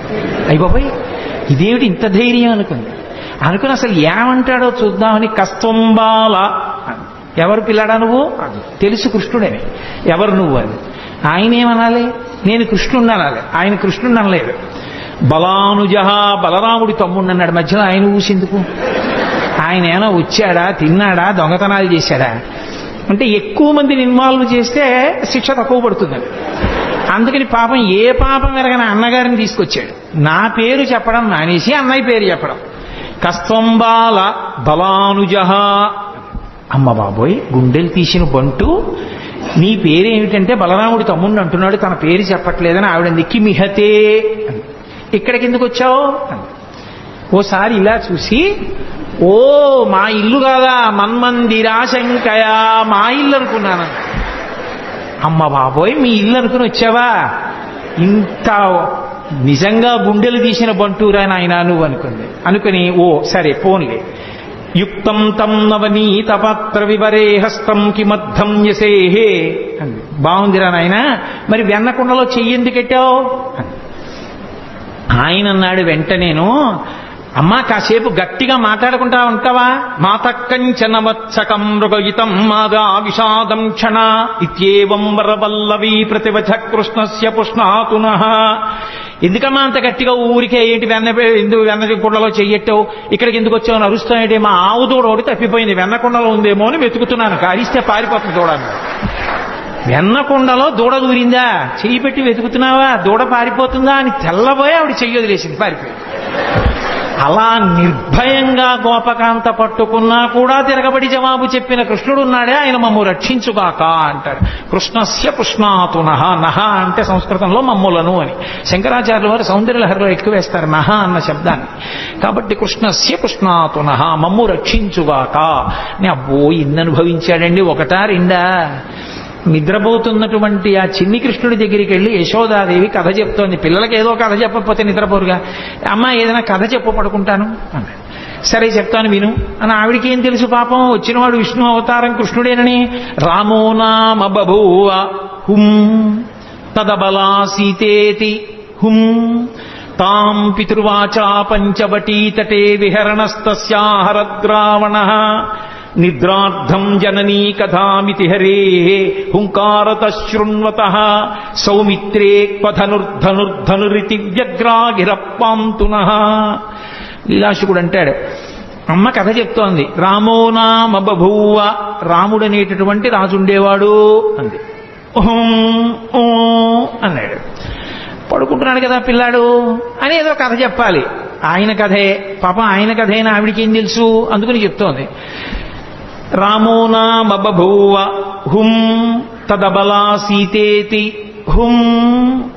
ఆయనకి భార్య ఉండేది, ఆవిడ పేరు సీతమ్మ అన్నాడు. తాం పితృవాచా పంచవటీతటే విహరణస్తస్యాహరద్రావణః. తండ్రి అయినటువంటి దశరథ మహారాజు గారు కైకమ్మకిచ్చినటువంటి వరాన్ని సత్యం చేయడం కోసం 14 సంవత్సరముల అరణ్యవాసం చేయడం కోసం తమ్ముడైన లక్ష్మణస్వామితో భార్య సీతమ్మతో కలిసి రామచంద్రమూర్తి అరణ్యవాసానికి వెళ్ళినప్పుడు ఆ జనస్థానంలో సీతమ్మ తల్లిని రావణాసురుడనేటటువంటి రాక్షసుడు అపహరించాడు అంది. ఇప్పుడు అనలేదు. సౌమిత్రే క్వధనుర్ధనుర్ధనురితి వ్యగ్రాగిరప్పాంతునః. పడుకున్నవాడు ఒక్కసారి ఉయ్యాల్లోంచి లేచి కూర్చుని లక్ష్మణ ధనసు పట్రా ఇలా అన్నట్టు హడిలిపోయింది కథ చెప్తున్న యశోద. ఎందుకని? ఆయన కథే కదూ. సీతమ్మని రావణుడు అపహరించాడని వినేటప్పటికే బాలకృష్ణుడిగా ఉన్న రాముడిగా తాదాత్మ్యత చెందాడు. లక్ష్మణ ఎక్కడరా నా ధనస్సో అన్నట్టు హడిలిపోయిందిట యశోద. అలా యశోద హడిలిపోయేటట్టు ఉయ్యాల్లో లేచి కూర్చున్న చిన్ని కృష్ణుడు ఉన్నాడే, ఆయన మమ్ము రక్షించుగాక అంటాడు లీలాశకుడు. మధుసూదన సరస్వతి ఎంత అనుభవించారో కృష్ణుడి జుత్తు గురించి చెప్తూ, నువ్వు నలుపు, నీ జుత్తు నలుపు, ఇంత నలుపున్న వాడివి అజ్ఞానం అంత నల్లగా ఉంటుంది కదా, అది ఎలా విచ్చిపోయేటట్టుగా ఉంటావయా అన్నాడు ఆయన. ఎంతమంది ఎన్ని అనుభవించారో ఆ కృష్ణలీలలో. మహాద్భుతం మహానుభావుడు. ఆ లీలలుగానే శకటాసుర సంహారం చేశాడు, తృణావర్త సంహారం చేశాడు. ఆఖరికి అసలు కృష్ణలీలలో మహోత్కృష్టమైనటువంటి లీలగా చెప్తారు. ఆఖరికి సన్యాసాశ్రమంలో ఉన్న వాళ్ళు కూడా తప్పకుండా వింటారు. ఆ ఉలూకల బంధనము అని ఆ పిల్లవాడిని తీసుకెళ్లి ఆ రోటికి కట్టేసినటువంటి సన్నివేశం. ఇప్పుడు నేను అవన్నీ ఆ లీలలన్నీ ఎక్కడ చెప్పడం కుదురుతుంది, కానీ ఏదో అన్నాను కాబట్టి ఒక్క మాట అంటానంతే. కృష్ణావతారం గురించి చెప్తూ నేను దాని గురించి అనకపోతే దోషం అయిపోతుంది. ఎప్పుడు జరిగిన లీలలు అవన్నీ. ఎక్కడో ఆడుకుంటున్నాడు కృష్ణుడు, ఆ పెరుగు చిలుకుతోంది యశోద. సుడిగిచు గిదికుచు వాలుచు సడికొట్టుచు అమ్మ రమ్ముచ నిమ్మనుచున్ వెడబెడ గంతులు వైచుచు కదిసి కడవ బాల కొండు కవ్వము పట్టెన్. ఆ చల్ల చేస్తున్నటువంటి యశోద దగ్గరికి వచ్చి పరిగెత్తుకొచ్చి, అమ్మ అమ్మ నాకు పాలిస్తావా, ఇవ్వ ఆకలేసేస్తోందని కవ్వం పట్టుకున్నాడు.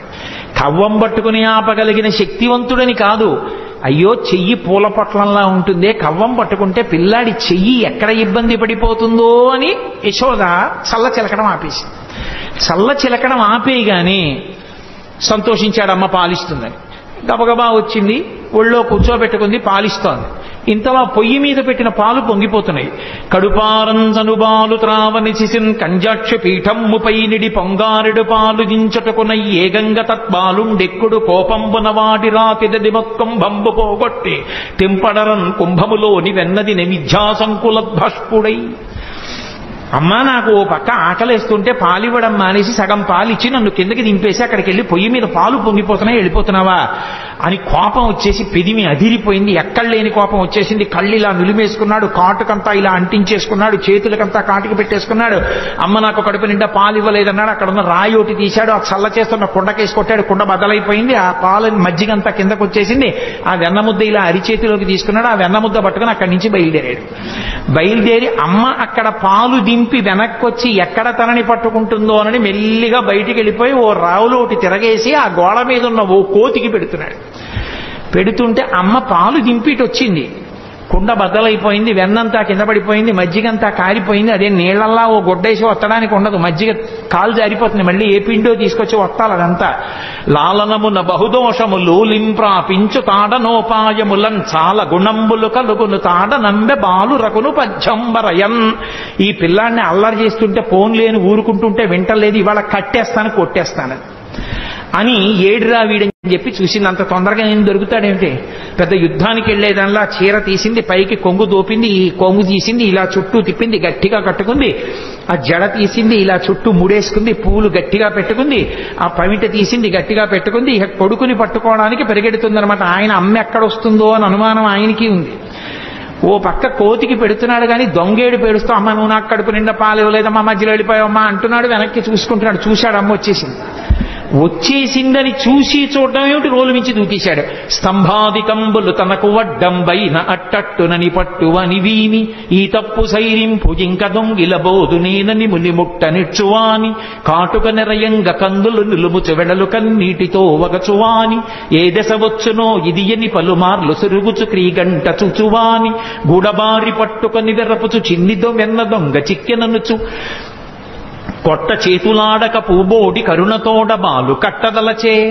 అదంతా ఎక్కడ చూసినా స్తంభాలే. ఆ ఇల్లంతా పూర్వకాలపు ఇల్లు కదూ. ఆ స్తంభాల చాటుకి వెళ్ళి దాక్కుంటున్నాడు. ఇటు వస్తే దొరకడు, అటు వస్తే దొరకడు. ఎక్కడ చూసినా స్తంభాలు. ఎట్నుంచి ఏ స్తంభం చాటుకి వెళ్ళిపోతాడో తెలియదు. ఏదో విరాట పర్వంలో తిక్కన గారు అంటారు, ఆ నర్తనశాల ఎక్కడ చూసినా స్తంభాలే. దాంతాకారిత కుంజపుట్టె మగన స్తంభావళీ రూపమున్ ప్రాంతాది ప్రవిభాగ భోగ నిలయ ప్రద్వారమున్ గాతరస్వం తత్రాసకరంబునై దురభివేశంబైన యాలోరు నిశ్చితుడై సతికేలు పట్టుకుని చొచ్చన్ భీముడు అత్యుగ్రతన్ అంటారు. అలా అన్ని స్తంభాలతో ఉన్నటువంటి ఆ ప్రాంగణంలో అమ్మ వెనక పరిగెడుతోంది, ముందు కృష్ణుడు పరిగెడుతున్నాడు. ఆ స్తంభాల చాటుకి వెళ్ళిపోతున్నాడు. నిశ్శబ్దంగా నించుంటాడు. అమ్మ పరిగెత్తి పరిగెత్తి ఆయాస పడిపోయి ఇలా చెమట్లు కారిపోతూ ఏడి పిల్లాడని చెప్పి ఇలా చూస్తుంటే ఏమీ తెలియని వాళ్ళ ఇలా కన్ను నిలిమేసుకుంటూ దొంగేడు పేడుస్తూ దాని పక్క నుంచి ముఖం ఒకటి బయట పెట్టి అమ్మ అమ్మ నన్ను కొట్టకమ్మా, నన్ను పట్టుకోకమ్మా, నేను ఇంకెక్కడికి దొంగతనానికి వెళ్ళనమ్మా, వెన్న పట్టరానమ్మా అడిగిందా అమ్మ ఇవన్నీ. అప్పుడు తన దొంగతనాలన్నీ ఒప్పుకుని దొంగేడు మొదలెట్టాడు. పాపం పరిగెడుతోంది, ఆయన దొరకడు. ఆఖరికి చూశాడు వడల చెమటల గయ నుత్తరీయము జార తిరుముకున్న విరులు నేలజార పట్టరాని తనను పట్టెదనని చింత కట్టుకున్న తల్లి కరుణ చూచి. అయ్యో పాపం అమ్మ కట్టుకున్నటువంటి ఆ చీర జారిపోతోంది, పమిట జారిపోతోంది, పెట్టుకున్న పువ్వులు పడిపోతున్నాయి, ఆ కొప్పు వీడిపోతోంది, ఒళ్ళు చెమట పట్టేసింది. పిచ్చమ్మ నన్ను పట్టుకోవాలనుకుంటోంది. నన్ను పట్టుకోవాలనుకున్న వాళ్ళకి పట్టుబడేవాడినా నేను?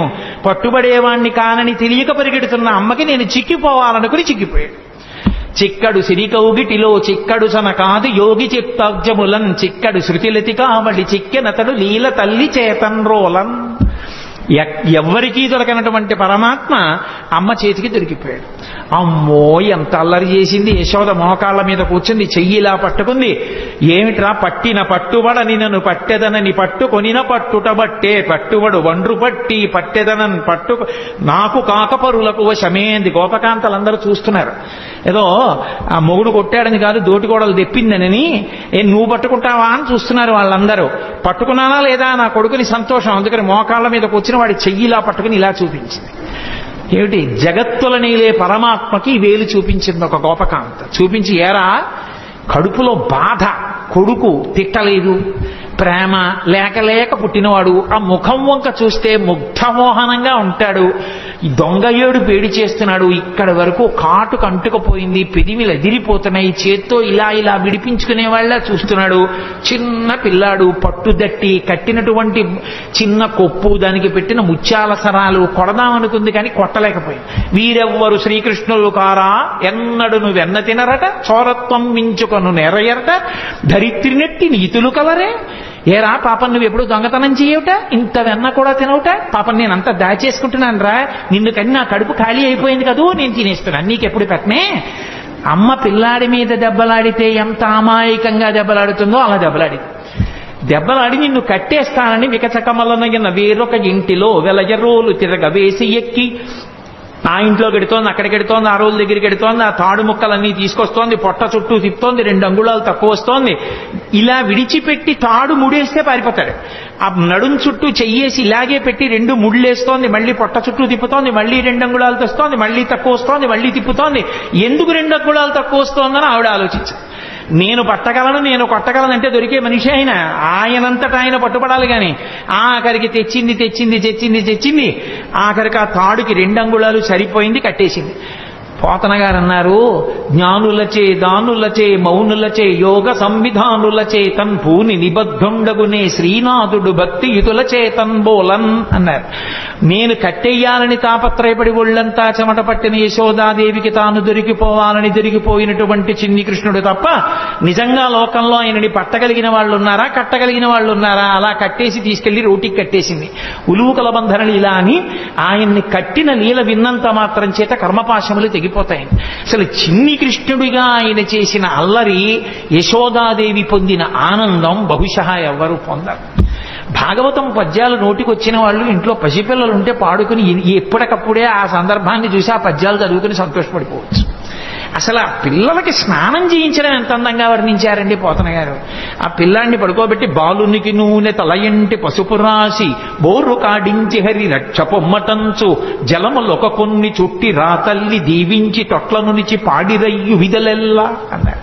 పసిపిల్లలకి స్నానం చేయిస్తే ఎలా చేయిస్తారో అలా వృద్ధ గోపకాంతలు వచ్చి ఆ పిల్లాన్ని ఇలా కాళ్ళు ఇటువైపు పక్కకి తల కిందకి ఉండేటట్టుగా పడుకోబెట్టి నూనెలో చేయి కృష్ణ పరమాత్మని పడుకోబెట్టుకుని ఆయన ఒళ్ళంతా నూనె రాసి వెనక్కి తిప్పి బోర్లా పడుకోబెట్టి ఆ వీపుకంతా నూనె రాసి ఆయన్ని ఒళ్ళంతా పసుపు రాసేసి ఇలా పైకి తీసి కూర్చోబెట్టి పిల్లాడు తల నిలబెట్టడం చేతకాక ఇలా అంటుంటే తల వెనకాల ఇలా పట్టుకుని ముందు ఇలా చేయి పెట్టమని ఉక్కిరి బిక్కిరి అయిపోతాడని తల మించి గోరువెచ్చటి నీళ్లు పోసేస్తుంటే అంటూ బొత్స అక్కడిస్తూ ఆయన స్నానం చేసిన తర్వాత ఆ నీళ్లు ఇలా చుట్టూ తిప్పి నీకు శ్రీరామరక్ష 1000 ఏళ్ల ఆయుష్ 1000 ఏళ్లు ఐశ్వర్యంతో ఉండాలి, బుట్టడు పిల్లలతోటి 2 బుట్టల మనవలతోటి 3 బుట్టల మునిమనవలతోటి 4 బుట్టల ఇనుమనవలతోటి నీ ఇంటికి ఎప్పుడు అతిథులు వస్తూ ఎప్పుడు కంచాలు వేస్తూ అన్నాలు పెడుతూ ఐశ్వర్యంతో పాండిత్యంతో పద్యాలు చెప్తూ సభా గౌరవాలు పొందుతూ ఎంతో గౌరవాన్ని పొందాలరా నాన్న అని చెప్పి ఆ తల్లి ఆ గోపకాంత ఆశీర్వచనం చేస్తోంది. ఎవరికి? లక్ష్మీనాథుడైనటువంటి పరమాత్మకి. అందుకెళ్ళాడు నందవ్రజానికి. అమాయకుడై వెళ్ళలేదు. వాళ్ళు ఎంత స్వచ్ఛమైన హృదయాలున్న వాళ్ళు. అందుకే ఎవరైనా తనక కొడుకు పుడితే ఆనందిస్తారు. అందులో కొడుకులు లేని వాళ్ళు చాలా మంది ఉన్నారు. అదే యశోదకి కొడుకు పుట్టాడని తెలియగానే వాళ్ళు ఎంత సంతోషపడిపోయారో. ఏమి నోమ ఫలమో ఇంత ప్రొద్దొక వార్త వింటిమ బలలార వీనులరా మన యశోద చిన్న మగవానిక నెనట చూచివత్తమమ్మ సుధతులార నలనివాడు చలనివాడు చిన్నవాడు చిక్కినాడు ఏ నోమ ఫలమో ఏ పూర్వ ఫలమో అంటూ వాళ్ళందరూ ఆ యశోద దగ్గరికి వెళ్ళి సూతికాగృహంలోకి ఆడవాళ్ళు ఎడతారు, మగవాళ్ళు వెళ్ళకూడదు. మగవాళ్ళు బయట నించున్నారు. ఆ నందుడి దగ్గరికి వెళ్ళి నందుడిని అభినందిస్తారు, కొడుకు పుట్టేట కదా అని. నందుడు రాజుగారి దగ్గరికి వెళ్ళేటప్పుడు మరి కొంచెం డాంబికంగా వెళ్ళాలి. కంచుకములు తలకట్లను కాంచన భూషాంబరములు మెరయక గోపకు లేతించిరి మంచి పదార్థములు కొనుచు మాధవు చూడన్. మాధవుడు అన్నారు. పుట్టినవాడు లక్ష్మీపతి, శ్రియప్పతి. అందుకే ఆయన పుడితేట మిగిలిన వాళ్ళకి తెలియలేదు కానీ క్రేళ్లురికె మసలిలేగలు మల్లడిగుని రెంకెలిడియమద వృషభంబుల్ పెళ్ళున ముదుగుల పొదుగుల చల్లించన్ పాలు బాలు సంభవ వేళన్ అన్నారు పోతన గారు. ఈయన పరమాత్మ పరిపూర్ణావతారం కృష్ణుడు మా వెనకాతలు వస్తాడు. మమ్మల్ని అందరినీ ఇలా ఒళ్ళు నిమురుతాడు. సాయంకాలం వేళ మమ్మల్ని కడతాడు. బంధనాలు విప్పే పరమాత్మ మాకు బంధనాలు వేస్తాడు. ఆయనే మమ్మల్ని తడుగుతాడు, ఆయనే మాకు గడ్డి పెడతాడు, ఆయనే పాలు పితుకుతాడు. మా అదృష్టం అన్నయిట. లీలాశుకుడు పొంగిపోయాడు. గోధూళిధూ సరిత కోమల గోపవేషం గోపాల బాలక శతైరనుగమ్యమానం సాయంతనే ప్రతిగృహం పశుబంధనార్థం గచ్చంతమచ్యుత శిశుం ప్రణతోస్మి నిత్యం అన్నాడు. ప్రతిరోజు సాయంకాలం అయ్యేటప్పటికి ఆ ఆవుల్ని దూడల్ని కొన్ని వేల దూడల్ని తరువుకొస్తూ వాటన్నిటికీ పేర్లు పెట్టేవాడు. సే లక్ష్మి, అంబ, కళ్యాణి, సరస్వతి, పార్వతి, మీ అందరిగో వీళ్ళ ఇంట్లోకి వెళ్ళిపోండి అనేవాడు. ఆవులన్నీ వీళ్ళ ఇంట్లోకి వెళ్ళిపోయి ఆ గోపకాంతలందరికీ చిన్ని కృష్ణుడిని చూస్తే సంతోషం. కృష్ణ కృష్ణ ఈ పార్వతి అస్సలు మాట వింటలేదు, కొంచెం కట్టేసి వెళ్ళిపోదు అనేవాడు.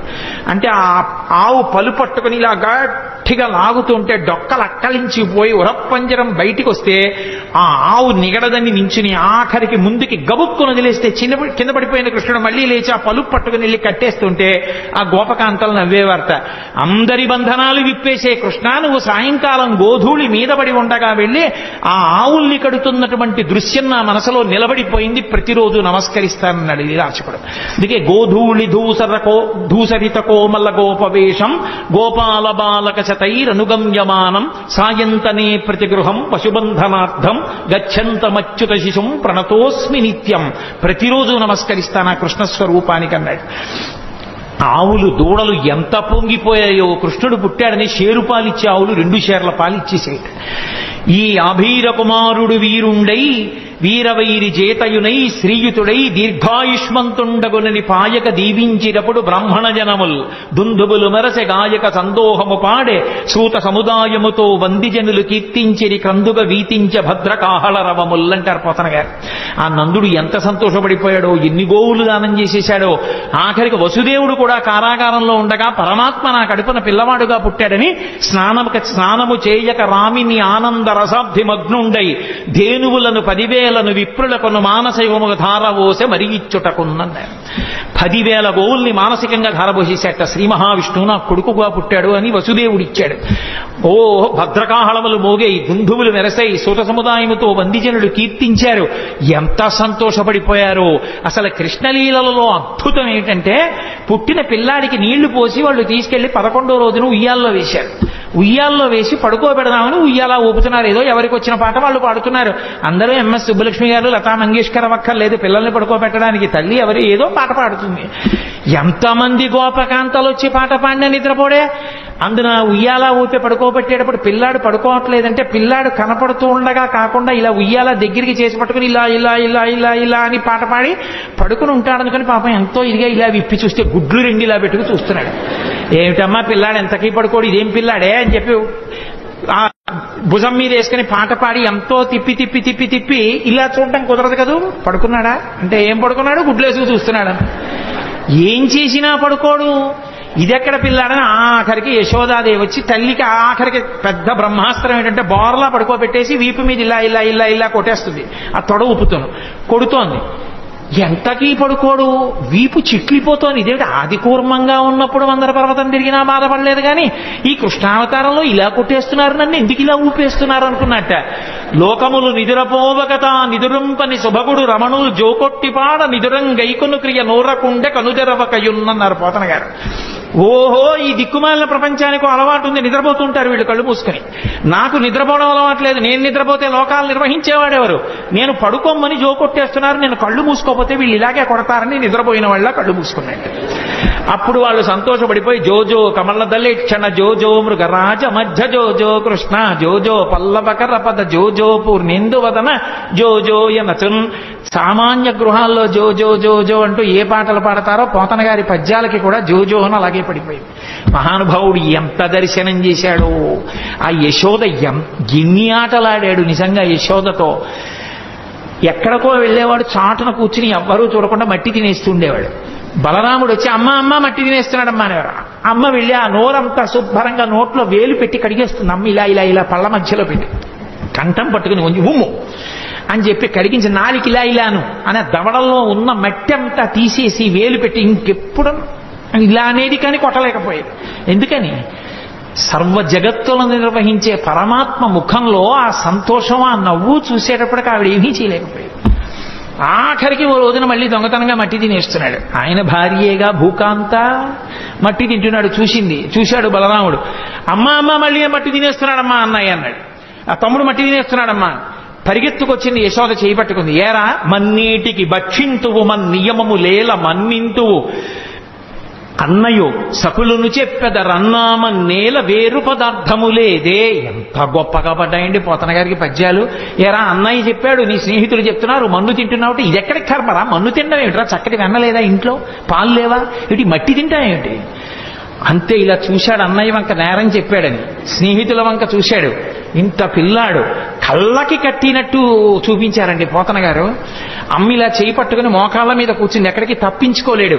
తన మీద చాడీలు చెప్పి పట్టించేస్తున్నారని కోపం. అందుకని అమ్మా మన్ను తినంగనే శిశువునో యాకొంటినో వెర్రినో నమ్మంజూడకు వీరి మాటలు మదిన్న నీవు కొట్టంగ దారి మార్గము ఘటించి చెప్పెదరు కాదే నిన్మదీయస్య గంధం ఆఘ్రాణము చేసి నా వచనము తప్పైన దండింపవే అన్నాడు. ఏమిటమ్మా నేనేమన్నా పిల్లాన్ని అనుకుంటున్నావా, చేతకాని వాడిని అనుకుంటున్నా? అన్నయ్య తమ్ముళ్ళు అలాగే చెప్తారమ్మా స్నేహితులందరూ. నేనేం మట్టి తినలేదమ్మా, నిజంగా నేను మట్టి తినుంటే అమ్మా నేను నోరు తెరుస్తాను, వాసన చూడమ్మా, నా నోరు వాసన వస్తే నన్ను కొట్టేయమ్మా అన్నాడు. పిల్లాడంత దబాయించంత గబగబగబగబ మాట్లాడేస్తుంటే ముచ్చటేసేసింది శివకి. ఏది నోరు తెరు వాసన చూస్తాను అని నోరు తెరిచాడు. పిచ్చి తల్లి వాసన చూద్దామని దగ్గరికి వెళ్ళింది. ఆ లలితాంగి కనుంగొనె బాలుని ముఖముందు జలధి పర్వత వన శిఖి భూగోళ తరణి శశి దిక్పాలాధికారండంబైన బ్రహ్మాండంబున సమస్త బ్రహ్మాండములు నందవ్రజం తను నందుడు కూడా కనబడ్డారు.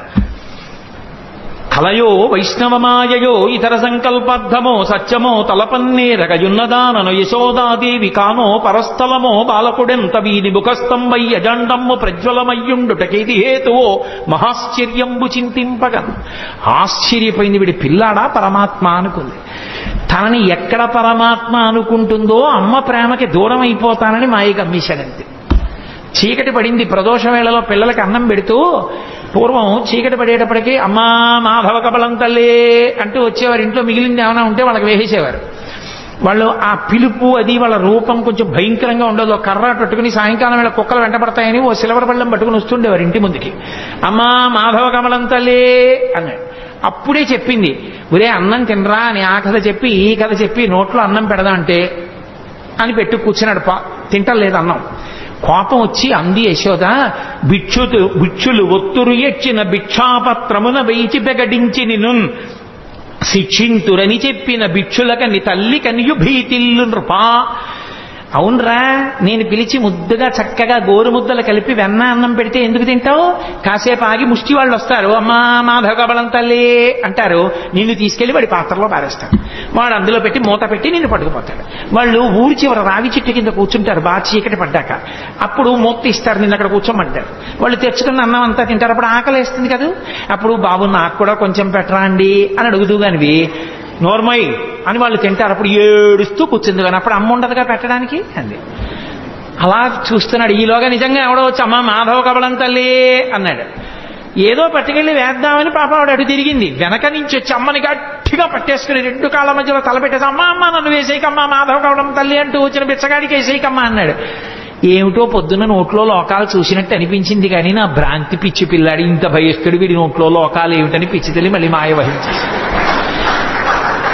కన్యం కుడుపుతూ పాలు తాగుతూ ఉండేవాడు. మళ్ళీ విశ్వరూప సందర్శనం చేయించాడు తల్లికి. అసలు నిజంగా యశోద ఆడుకున్న ఆటలు విన్న పరీక్షిత్తు గుండెలు బాధేస్తున్నాడు. జగదీశ్వరునకు చన్నిచ్చు తల్లిగా ఏమి నోము నోచెయ్యి యశోద పుత్రుడంచు అతని పోషించు తండ్రిగా నందుడేమి చేసే నందితాత్మ అని అడిగాడు. ఏమిటి లోకాలని పరిపాలించగలిగినటువంటి పరమేశ్వరుడికి తీసుకెళ్లి నా కొడుకని చెప్పి పాలివ్వడమా? ఈ లోకాలన్నిటికీ ఇలా వేలు చూపించగలిగిన పరమాత్మకి నందుడు వస్తుంటే భయం భయంగా నక్కి నించోడమా? ఆయన చెప్పులు ఇప్పితే తీసి పక్కన పెట్టడమా? నాన్నగారండి నాన్నగారండి అని మంచినీళ్లు తెచ్చివ్వడమా? ఏరా అంటే నాన్నగారండి ఆవుల్ని తీసుకొచ్చాను అని భయం భయంగా చెప్పడమా? ఏం పుణ్యం చేశారయా వీళ్ళిద్దరూ అంటే ధరాద్రోణుల వృత్తాంతం చెప్పవలసి వచ్చింది సుఖబ్రహ్మ. మహానుభావుడు కృష్ణ భగవానుడి లీలలు ఎన్ని లీలలండి, కళ్ళకి కట్టినట్టు వర్ణించారు. నేను ఇన్ని లీలలు ఎందుకు తలకొట్టుకు చెప్తున్నానంటే కృష్ణావతారంలో కృష్ణలీలలు వింటే మనసు మీద దాని ప్రభావం ఉంటుంది అని ఓ వాక్యం చెప్తే దాని అర్థం ఏమిటో బాగా ఆవిష్కరించిన వాడిని కాకుండా పోతానని. అవి వింటున్నప్పుడు మన మనసులో కృష్ణ పరమాత్మ యొక్క ముద్ర ఎలా పడుతుంది, ఆ లీలల వలన మనకి ఎంత ప్రయోజనాన్ని చేకూర్చాలని చేశాడన్న దానికోసం నేను ఈ లీలల్ని ఆవిష్కరించడం జరిగింది. నిజంగా కాళీయమర్దనంలో విసదామోదరు పాదఘాతనకతుల్ వేవేల చందంబులన్ ప్రసభాటోపముచూపబాపణభుచ్చటామండలం వసహం వై పగిలిన్ మళుల్ చెదరగా నాస్యంబులన్ చోణితం వెసగన్ దంస్ట్రలు నుగ్గుగాక గరడ వహ్నిజ్వాలికల్ వెల్వడన్. ఆ తోక పట్టుకుని ఆ పడగల మీదకెక్కి ఒక్కొక్క పడగ కిందకి దిగేట్టుగా గుద్ది పైకి లేస్తుంటే మళ్ళీ ఎక్కి తొక్కుతుండేవాడు. యమునా బీజ మృదంగ వద్యములు మ్రోయం తీర గోపౌఘర్ష మనోజ్ఞ ధనితంబు గేయముగ జంచత్కాలి తవ్యాలి రంగ తరంగ తలంబునన్ పశుపతిన్ గంజాక్షు నిర్మద్దనాక్షము హృద్యాద్భుత భీమమై పరగ దివ్యశ్రేణి చూచెందివిన్. అద్భుతమైనటువంటి తాండవం ఆ కాళీయుడి పడగల మీద. ఎన్ని లీలలు ఒకటా రెండా, ఎన్ని లీలలు చేశాడో మహానుభావుడు. ఆఖరికి గోపాల బాలురందరితో కలిసి చల్ది తిండం. మనం ఏదో ఆ కార్తీక మాసం వచ్చేటప్పటికి వనభోజనం అంటాం. అసలు నిజంగా వనభోజనానికి ఆద్యుడెవరు అంటే కృష్ణ పరమాత్మే. గోపాల బాలురందరితో కలిసి ఆ చల్ది బంతులు తినడం కోసమని బయలుదేరాడు. ఏదో ఇంట్లో ఉన్నటువంటి సద్యన్నం ఆవకాయ ముద్దలు పట్టుకుని బయలుదేరారు వాళ్ళందరూ. ఓడి పెసరావకాయ, ఓడి ఆవకాయ, ఒకటి మాగాయ, ఒకటి కాయావకాయ, రకరకాల బూరగాయలు అన్ని పట్టుకుని బయలుదేరారు.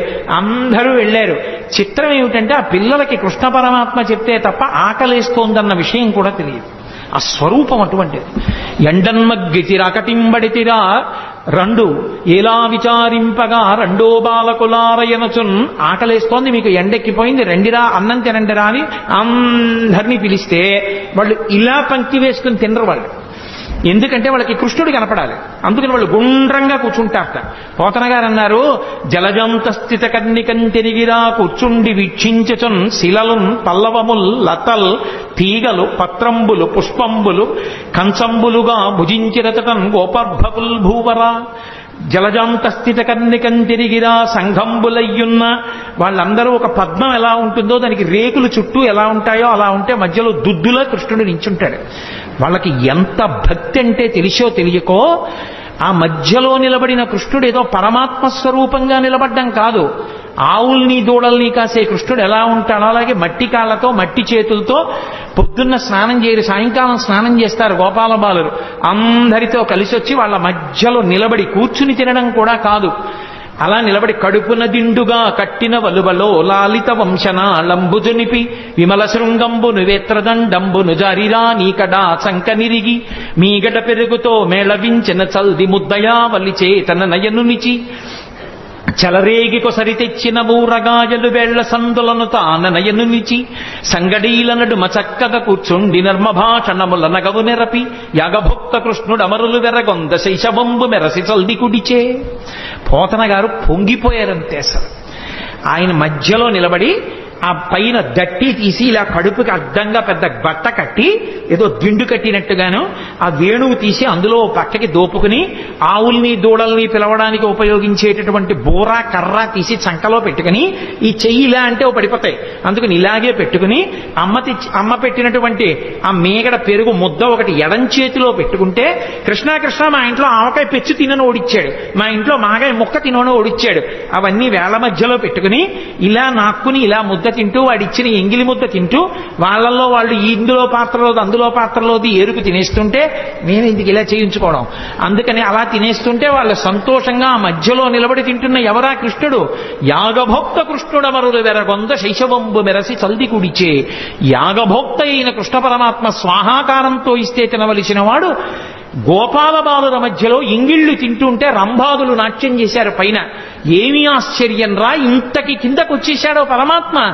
ఏ పాములెరుగక ఏ పారు మేటికి పశుల కాపరి ఇంట పాము కలిగే, ఏ కర్మయును లేక వెలయునొక్కటికి జతకర్మంబులు సంభవించే, ఏ తల్లి చనుబాలు ఎన్నడెరుగని ప్రోఢ తల్లి యశోద చన్నుల పాలు త్రావనిరిగే, ఏ హాని వృద్ధుల నెరుగని బ్రహ్మంబు పొదివిటిలో వృద్ధి పొందనుందే, ఏ తపములనైన ఎలమి పండని పంట వల్లవీజనముల వాడపండే, ఏ చదువులనైన ఇట్టిట్టెదనరాని అవయవముల యందు అందముందే.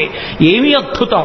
వికారములు లేని పరమాత్మ యజ్ఞభోక్త వీళ్ల మధ్యలో నిలబడి సద్యన్నం తింటున్నాడా అని తెల్లబోయారు. అది కృష్ణావతారం అంటే అంత కిందకొచ్చేసింది. బ్రహ్మగారు ఆశ్చర్యపోయి వాడు పరమాత్మ అని ఆవుల్ని దూడల్ని దాచేశాడు. ఏమీ తెలియని వాళ్ళ వెళ్ళి చూశాడు. ఓహో, నా కొడుకు నా నాభికమలంలో పుట్టినవాడు, నన్నే మాయి చేద్దామని ఆవుల్ని దూడల్ని పట్టుకుపోయాడు. ఆయన పట్టుకుపోతే నేను సృజించలేనా ఏమనుకున్నాడు. మళ్ళీ ఏ ఆవుల్ని ఏ దూడల్ని ఏ మచ్చలున్నదాన్ని అలా ఆవుల్ని దూడల్ని చూసి ఇలా వచ్చేటప్పటికి పిల్లల్ని దాచేశాడు. వీళ్ళని దాచేస్తేనే సృజించలేనా ఏమనుకున్నాడు. కరములు పదములున్ శిరంబుల్ లవనగ్నంబుల్ ముఖములున్ కన్నులు ముక్కులున్ శ్రవణముల్ దండనంబర సడ్వేణు విషాణ భూషణ భయో భాషాగుణాఖ్యాన తత్పరతల్ద వీడవకుండ దల్చె విబుడా వత్సర్భకాకారముల్. ఏ ఆవు ఏ దూడ ఏ తోక దేని అలవాటు ఎలా ఉంటుందో, ఏది కుమ్ముతుందో, ఏది సాధువుగా ఉంటుందో, ఏది ఎంత పాలిస్తుందో, ఏ పిల్లాడు ఎలా ఉంటాడో, ఎవడికి పుట్టుమచ్చలు ఎక్కడుంటాడో, ఎవడు సన్నగా ఉంటాడో, ఎవడు లావుగా ఉంటాడో, ఎవడు ఎక్కువ తింటాడో, ఎవడు తక్కువ తింటాడో, ఎవడు పరిగెడతాడో, ఎవడు కూర్చుంటాడో, ఎవడు నీరసంగా ఉంటాడో, ఎవడికి అనారోగ్యమో, ఆ పిల్లల కింద ఆ ఆవుల కింద ఆ దూడల కింద తానే మారిపోయాడు. ఇంటికి వెళ్ళేటప్పటికే పోని తల్లులు గుర్తుపట్టగలరా? ఏ తల్లులకే బాలకు లేతెరుగున తిరిగి ప్రీతి కలిగింతురుము, నా తల్లుల కాబాలకు లాతెరగున ప్రీతి చేసిన వనీనాథ అన్నాడు సుఖబ్రహ్మ. ఏ తండ్రి దగ్గర ఏ పిల్లవాడు ఎలా ప్రవర్తిస్తాడో అలాగే ప్రవర్తించేటట్టుగా తానే మారిపోయి ఇంతమందితో ఉన్నాడు. బ్రహ్మగారు అలా లోపలికి వెళ్ళి అన్నీ బంధించి పైకొచ్చి చూశాడు, అలాగే ఉన్నాయి. మళ్ళీ ఇప్పుడు ఆయన తెల్లబోయాడు. బ్రహ్మ పంపునగాని సృష్టి జరగదు ఎప్పుడు, బ్రహ్మనొక్కడగాని వేరొక బ్రహ్మ లేడు సృజింపంగా, బ్రహ్మ నేను సృజింపక ఏ బ్రహ్మమందు సృజింపబడే ఆ ఒక్కటి బ్రహ్మవు అది చూడగా. బ్రహ్మ నేను సృష్టించాలి, నేను సృష్టించకుండా ఇవన్నీ ఎవడు సృష్టించాడు? ఓహో, వాడురా బ్రహ్మమో పరబ్రహ్మము, వాడు నన్ను కన్న తండ్రి. పరిగెత్తుకొచ్చాడు. వచ్చి ఆవుల్ని దూడల్ని కాస్తూ వెన్నముద్ద తింటున్నట్టుగా నిలబడినటువంటి చిన్ని కృష్ణుడి కాళ్ళ మీద పడిపోయాడు. పడిపోతే అప్పుడు అది కృష్ణావతారం యొక్క మహాత్యం. అంటే బ్రహ్మగారంతటి వాడు ఇలా బ్రహ్మపదంబు వేదములకన్ వీక్షింపగానాని నిన్నీ లోకంబున ఈ వనాంతరమునంది మందలో కృష్ణయం చాలాపాది సమస్త భావములి నీయందే నిక్షేపించు ఈ వ్రేలందొక్కని పాదరేణువులపై వెష్టించినం చాలదే అని అడిగాడు. నాకొద్దు దిక్కుమాలిన బ్రహ్మపదవి తీసేయి. ఇంతమంది పిల్లలు ఎన్నడునైన యోగి విభులవ్వని పాద పరాగమింతయున్ కన్నుల కానరట్టి హరి తద్దయు కైవడి చేడియాడుచున్ కౌగిట చెచ్చుచున్ తన్నుచు గుద్దుచున్ నగచు తద్దయు కైవడి కూడియాడుచున్ మన్నన చేయు వల్లవ కుమారుల భాగ్యము వింతయొప్పునే. పరబ్రహ్మమైనటువంటి నువ్వు ఈ భూమండలం మీద ఆడుకుంటుంటే ఏమీ తెలియని గోపాల బాలులు నిన్ను కౌగులించుకుంటున్నారు, తంతున్నారు, గుద్దుతున్నారు, నీ మీద పడుతున్నారు. అదా అదృష్టం, బ్రహ్మపదవి అదృష్టమా? ఎందుకొచ్చింది? మాయ కమ్మింది నాకు, వద్దు తీసేయి. ఈ గోపాల బాలులలో ఎవరి పాదానికైనా అంటుకున్న ధూళి నా నాలుగు తలకాయల మీద చల్లుకుంటాను, నాకు అనుమతి అన్నాడు. అహోభాగ్యం నందగోప వ్రజౌకసాం యన్మిత్రం పరమానందం పూర్ణం బ్రహ్మసనాతనం అంటారు వ్యాసుల వారు మూల భాగవతంలో. అంత అద్భుతమైనటువంటి అవతారం.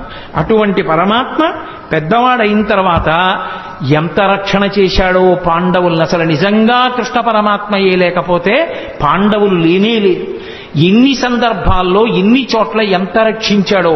భీష్మాచార్యుల వారు స్వచ్ఛంద మరణం, ఆయన్ని నిగ్రహించగలిగిన వాడు లేడు. దేవతలందరూ వచ్చి ఒక పక్క నిలబడినా సరే ఆయన్ని నిర్జించలేరు. ఆయనే చెలరేగి యుద్ధం చేస్తుంటే ధర్మరాజు గారు భయపడిపోయాడు. నిద్ర పట్టక శిబిరంలో తిరుగుతుంటే కృష్ణ పరమాత్మని చూశాడు. చూశావా కృష్ణ, మా తాత భీష్మాచార్యుల వారు ఇలా విజృంభించి యుద్ధం చేస్తే నా సైన్యం అంతా మడిసిపోతుంది, ఎక్కడి నుంచి వస్తుంది నాకు విజయం అని అడిగాడు.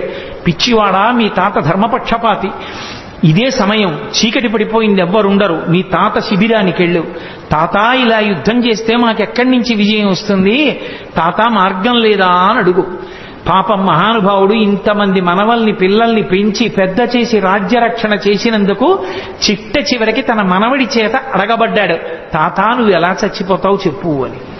ధర్మరాజు గారు అడిగితే, ఒరే మనవడా, నేను చేతిలో ధనస్సు పట్టుకుని ఉన్నంత కాలం నన్ను పడగొట్టడం ఎవరికీ సాధ్యం కాదు. అంబ నా మీద పగబట్టి నన్ను చంపడం కోసం తపస్సు చేసి ఆడదై పుట్టి మగవాడిగా మారింది. ఆడదై పుట్టి మగవాడిగా మారింది కాబట్టి అంబ శిఖండిగా తిరుగుతోంది.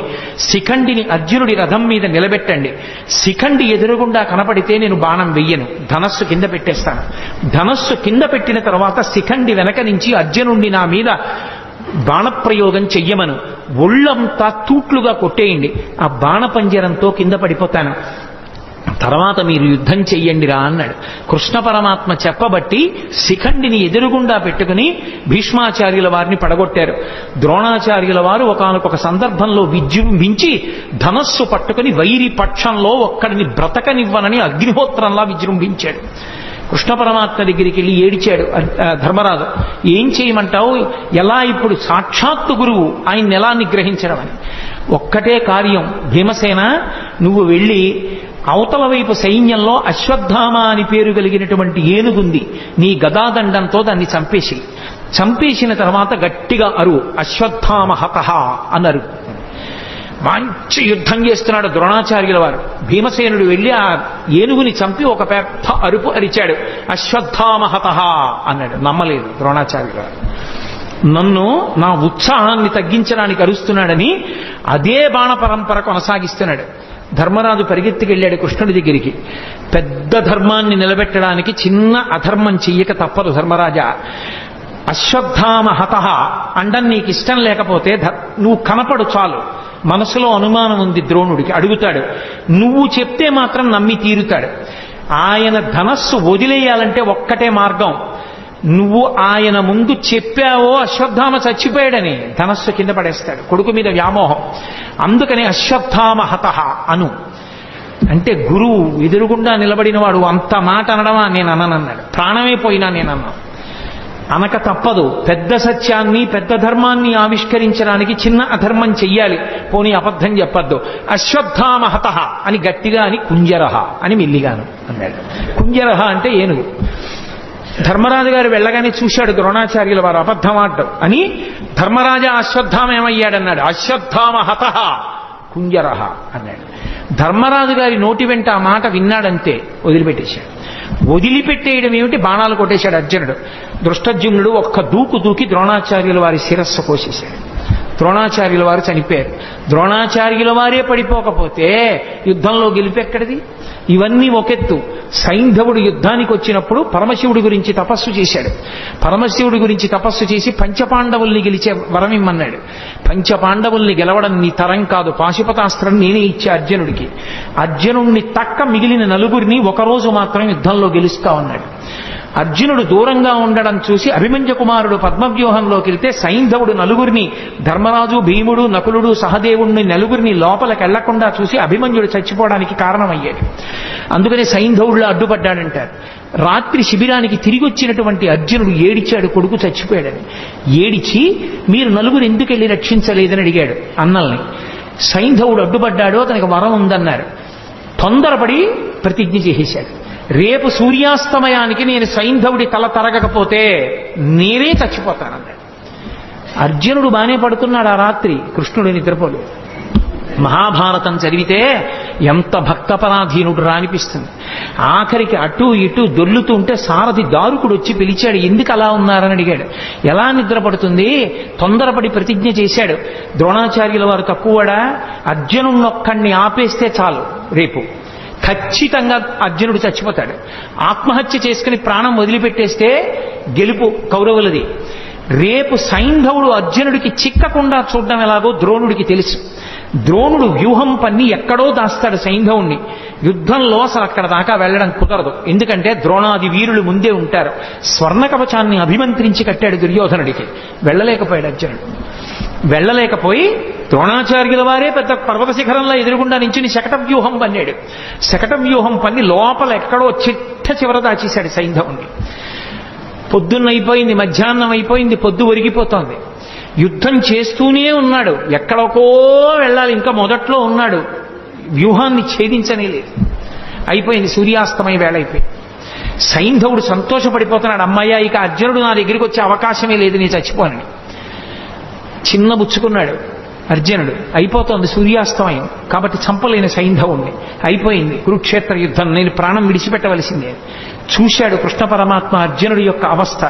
చూశావా, తొందరపడితే బావా ఎలా ఉంటాయో పరిణామాలు, జాగ్రత్త వహించు, ఇప్పుడు నేనేం చేస్తానో చూడన్నాడు. మాయాతిమిరాన్ని సృష్టించాడు. అది సూర్యుడిని అడ్డింది. సూర్యాస్తమయం అయిపోయింది, అర్జునుడు కొట్టలేకపోతున్నాడే అన్నాడు. అలా మాటలు చీకటి పడింది అన్న మాట వినపడగానే అర్జునుడు దగ్గరలో లేడు కదా అని సైంధవుడు నిక్కి నిక్కి తలపైకెత్తాడు. తలపైకెత్తి నిలబడ్డాడు. బావా అడిగో సైంధవుడు కొట్టేయన్నాడు. బాణం వేసి వెంటనే తలని కొట్టాడు. కొట్టగానే మాయాతిబిరాన్ని తొలగించాడు. చీకటి పడ్డా కొట్టాడందాం అనుకున్నారు. మళ్ళీ సూర్యుడు పైకి వచ్చాడు. అమ్మా మనం పొరపాటు పడ్డాను రా, సూర్యాస్తమయం అవ్వలేదనుకుంటున్నారు. సైంధవుడి తల బావా కింద పడిందో నీ తల 100 ఒక్కలైపోతుంది. ఎందుకంటే సైంధవుడికి తండ్రి ఉన్నాడు, వృద్ధక్షత్రుడు ఆయన పేరు. ఆ వృద్ధక్షత్రుడికి తపస్సు చేస్తే పుట్టాడు. జయద్రథుడు అన్న పేరుతో సైంధవుడు. ఆయన పుట్టినప్పుడు అశరీరవాణి పలికింది. ఇతని యామరపాటులో ఉన్నప్పుడు ఒక సుక్షత్రియుడు ఇతని తల కొట్టేస్తాడంది. వెంటనే తండ్రి అన్నాడు, ఏ సుక్షత్రియుడు నా కొడుకు తల కొట్టి కింద పడేస్తాడో వాడి తల 100 ఒక్కలైపోతుంది అన్నాడు. ఎవడు తల కొట్టేస్తాడో, తల కొట్టి కింద పడేస్తాడో వాడి తల 100 ఒక్కలవుతుంది అన్నాడు. బావా నీకు తెలియదు, వాళ్ళ తండ్రి శాపం ఉందా, తల కింద పడిపోతే నీ తల 100 ఒక్కలైపోతుంది, అందుకు నా తల కింద పడకుండా బంతులాడన్నాడు.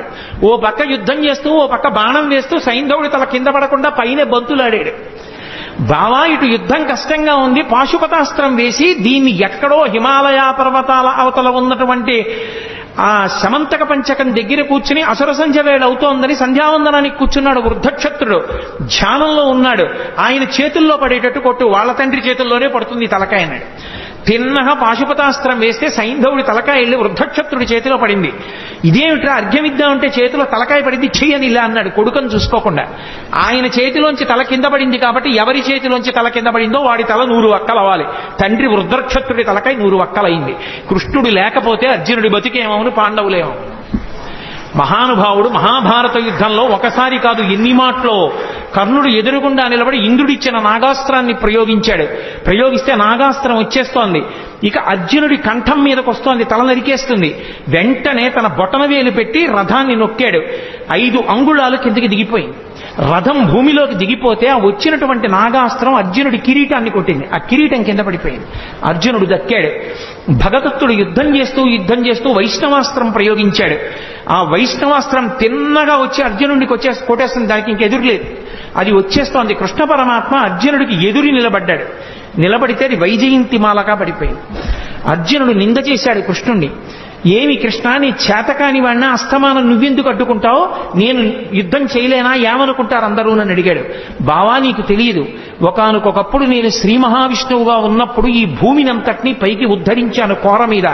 అప్పుడు భూదేవి నా సంపర్కాన్ని అపేక్షించింది. మా ఇద్దరికీ పుట్టిన కొడుకు నరకాసురుడు. ఆ నరకాసురుడు మళ్ళీ తల్లి చేతిలోనే చనిపోవాలి. అందుకే సత్యభామ అన్న పేరుతో భూదేవి వచ్చినప్పుడు ఆవిడ చేతిలో నిహతుడయ్యాడు. నరకాసురుడి కొడుకు భగదత్తుడు. నాకు సంబంధించిన వైష్ణవాస్త్రం అతని చేతిలో ఉంది. ఆ వైష్ణవాస్త్రాన్ని ఎవరూ అడ్డలేరు, నీ సాధ్యం కాదు. అందుకే దానికి నేనే అడ్డెళ్ళి నాలోకే వైజయంతిమాలగా వేసుకున్నాను. ఇప్పుడు సంహరించు భగదత్తుణ్ణి అన్నాడు. మహానుభావుడు అలా సంహరించాడు. అలా భగదత్తుణ్ణి పడగొట్టాడు. వేరొకసారి నారాయణాస్త్ర ప్రయోగం చేశారు. అందరూ గబగబా నారాయణాస్త్రం ఏం చెయ్యాలన్నారు. నారాయణాస్త్రం నుంచి తప్పుచ్చుకోవడానికి ఒక్కటే మార్గం, ఎవరి చేతిలో ఉన్న ఆయుధాలు వాళ్ళు కింద పడేసి రథాల నుంచి దూకేయండి కిందకి. అలా దూకేస్తే నారాయణాస్త్రం ప్రసన్నమవుతుంది. ఎవరు ఎదురు తిరగలేరు కాబట్టి వెళ్ళిపోతుంది, ఎవరిని చెనకదు. ఎవ్వరూ చేతిలో ఆయుధం పట్టుకోకండి అర్జునుడి కిందకి దోహించాడు. తను దూకేశాడు. అందరూ పాండవులు సైన్యం కిందకి దిగిపోయి ఆయుధాలు వదిలేసి నించున్నారు. ఇంతమంది కిందకి దిగిపోయి నించునుంటే భీమసేనుడు ఒక్కడు మాత్రం గర్వంతో నారాయణాస్త్రమైనా సరే నేను నా గద వినిపించిపెట్టని గద పట్టుకుని తిరుగుతున్నాడు. వచ్చేసింది నారాయణాస్త్రం. ఎక్కడ చంపేస్తుందో అని అర్జునుణ్ణి తీసుకుని పరుగున వెళ్ళి ఆ రథం మీదకెక్కి ఆ భీముణ్ణి రథంలోంచి కిందకి తోసేశాడు. ఆ గద లాగేసుకుని కింద పడిపోయి ఆ ఆయుధం లేకుండా నించున్నాడు భీముడు. దాటి వెళ్ళిపోయింది నారాయణాస్త్రం. ఎన్ని మాటలు రక్షించాడు. ఒక మాట 2 మాటల మహాభారతం జరిగితే కృష్ణ పరమాత్మ యొక్క రక్షణ పాండవులకు ఎన్ని మాటలు రక్షించాడో మహానుభావుడు. ఎంతమంది రాక్షసుల్ని కురుక్షేత్రం వరకు రాకుండానే నిగ్రహించాడు జరాసంధాదులను. లేకపోతే ఎంత ప్రమాదం జరిగి ఉండేదో. ఆఖరికి ఒకానొక సమయంలో అయితే అర్జునుడు దూరంగా ఉండడం చూసి కర్ణుడు చాలా భయంకరమైనటువంటి యుద్ధం చేశాడు ధర్మరాజు గారితో. ధర్మరాజు గారు ఆ యుద్ధంలో తట్టుకోలేకపోయాడు. తట్టుకోలేక కర్ణుడి చేతిలో విశేషంగా దెబ్బలు తిని ఇంటికి వచ్చాడు.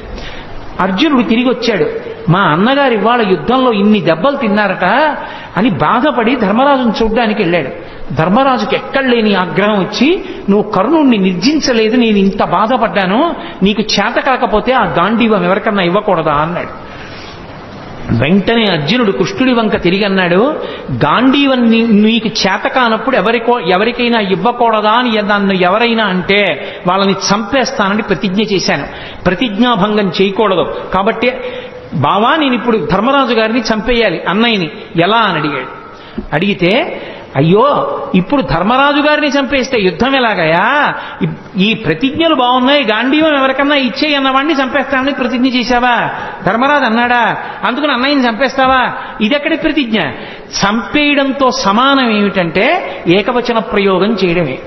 గురువుని కాని, తండ్రిని కాని, అన్నని కాని ఏకవచన ప్రయోగం చేస్తే, అంటే గౌరవం తప్పించి ఏకవచన ప్రయోగం చేస్తే, ప్రత్యేకించి గురువుని చంపేసిన పాపం వేయడానికి ఎప్పుడేస్తారంటే ఏకవచన ప్రయోగం చేస్తే.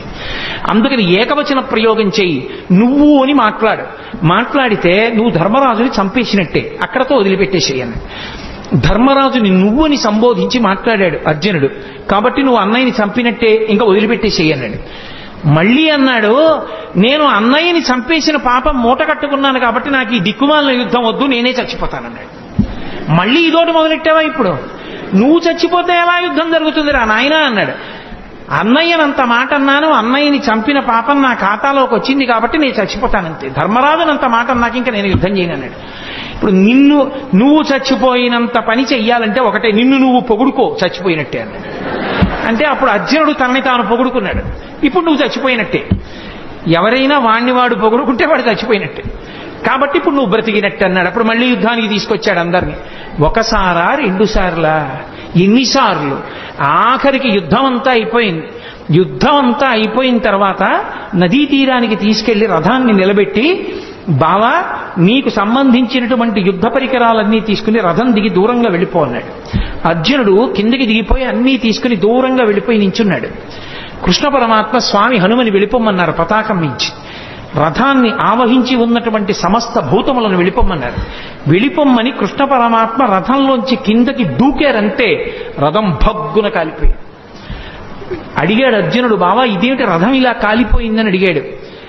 నాయనా ఇది ఎప్పుడో కాలిపోయింది. భీష్మ, ద్రోణ, కర్ణ మహావీరులు ప్రయోగించినటువంటి బాణ పరంపరలకి ఈ రథం కాలిపోయింది. నువ్వు కాలిపోతావని దీన్ని కాలిపోకుండా ఆపాను. ఇప్పుడు ఇక యుద్ధంలో విజయం సాధించావు కాబట్టి ఈ రథాన్ని కాలిపోవడానికి అనుమతించాను. కాబట్టి బావా రథం కాలిపోయింది అన్నాడు. నిజంగా కృష్ణ పరమాత్మ యొక్క అండే పాండవులకు లేకపోతే గెలవగలరా? మహానుభావుడు యుద్ధంలో నిలబడ్డాడు కాబట్టి రక్షించాడు. అన్న బలరాముడే భీమసేనుణ్ణి చంపుతానన్నప్పుడు కాపాడాడు. ఆఖరికి యుద్ధం అంతా అయిపోయిన తర్వాత 4 కొడుకుల్ని భీముడే చంపాడన్న కారణం మీద భీముణ్ణి ఉరే నాయన దగ్గరకు రారా కౌగిలించుకుంటానన్నాడు ధృతరాష్ట్రుడు. పాపం అమాయకంగా వెళ్ళిపోతున్నాడు భీమసేనుడు. చెయ్యి పట్టుకుని వెనక్కి లాగి, బావా నీకు తెలియదు కాసేపు పక్కనుండని ఇనప భీముని యొక్క విగ్రహాన్ని చేయించాడు. ఆ విగ్రహాన్ని దగ్గరికి జరిపాడు. ఆ ధృతరాష్ట్రుడు వచ్చి, ఆయన బాహుబలం అటువంటిది, గట్టిగా కౌగిలించుకున్నాడు. ఆ భీముడి విగ్రహం పిండైపోయి కింద పడిపోయింది. అయ్యో భీమా చచ్చిపోయావా నాయనా అని దొంగేడుపు మొదలెట్టాడు. నువ్వు ఎడవక్కర్లేదులే, భీముడు బ్రతికే ఉన్నాడు, ఇప్పటికీ నీకు బుద్ధి రాలేదా అని మాట్లాడాడు. లేకపోతే ఏమైపోను, గాంధారి పంచపాండవుల్ని శపించాలనుకుంది. ఒక్కొక్కళ్ళని పిలిచి మాట్లాడితే హడిలిపోయి పారిపోయారు ఒక్కొక్కడు.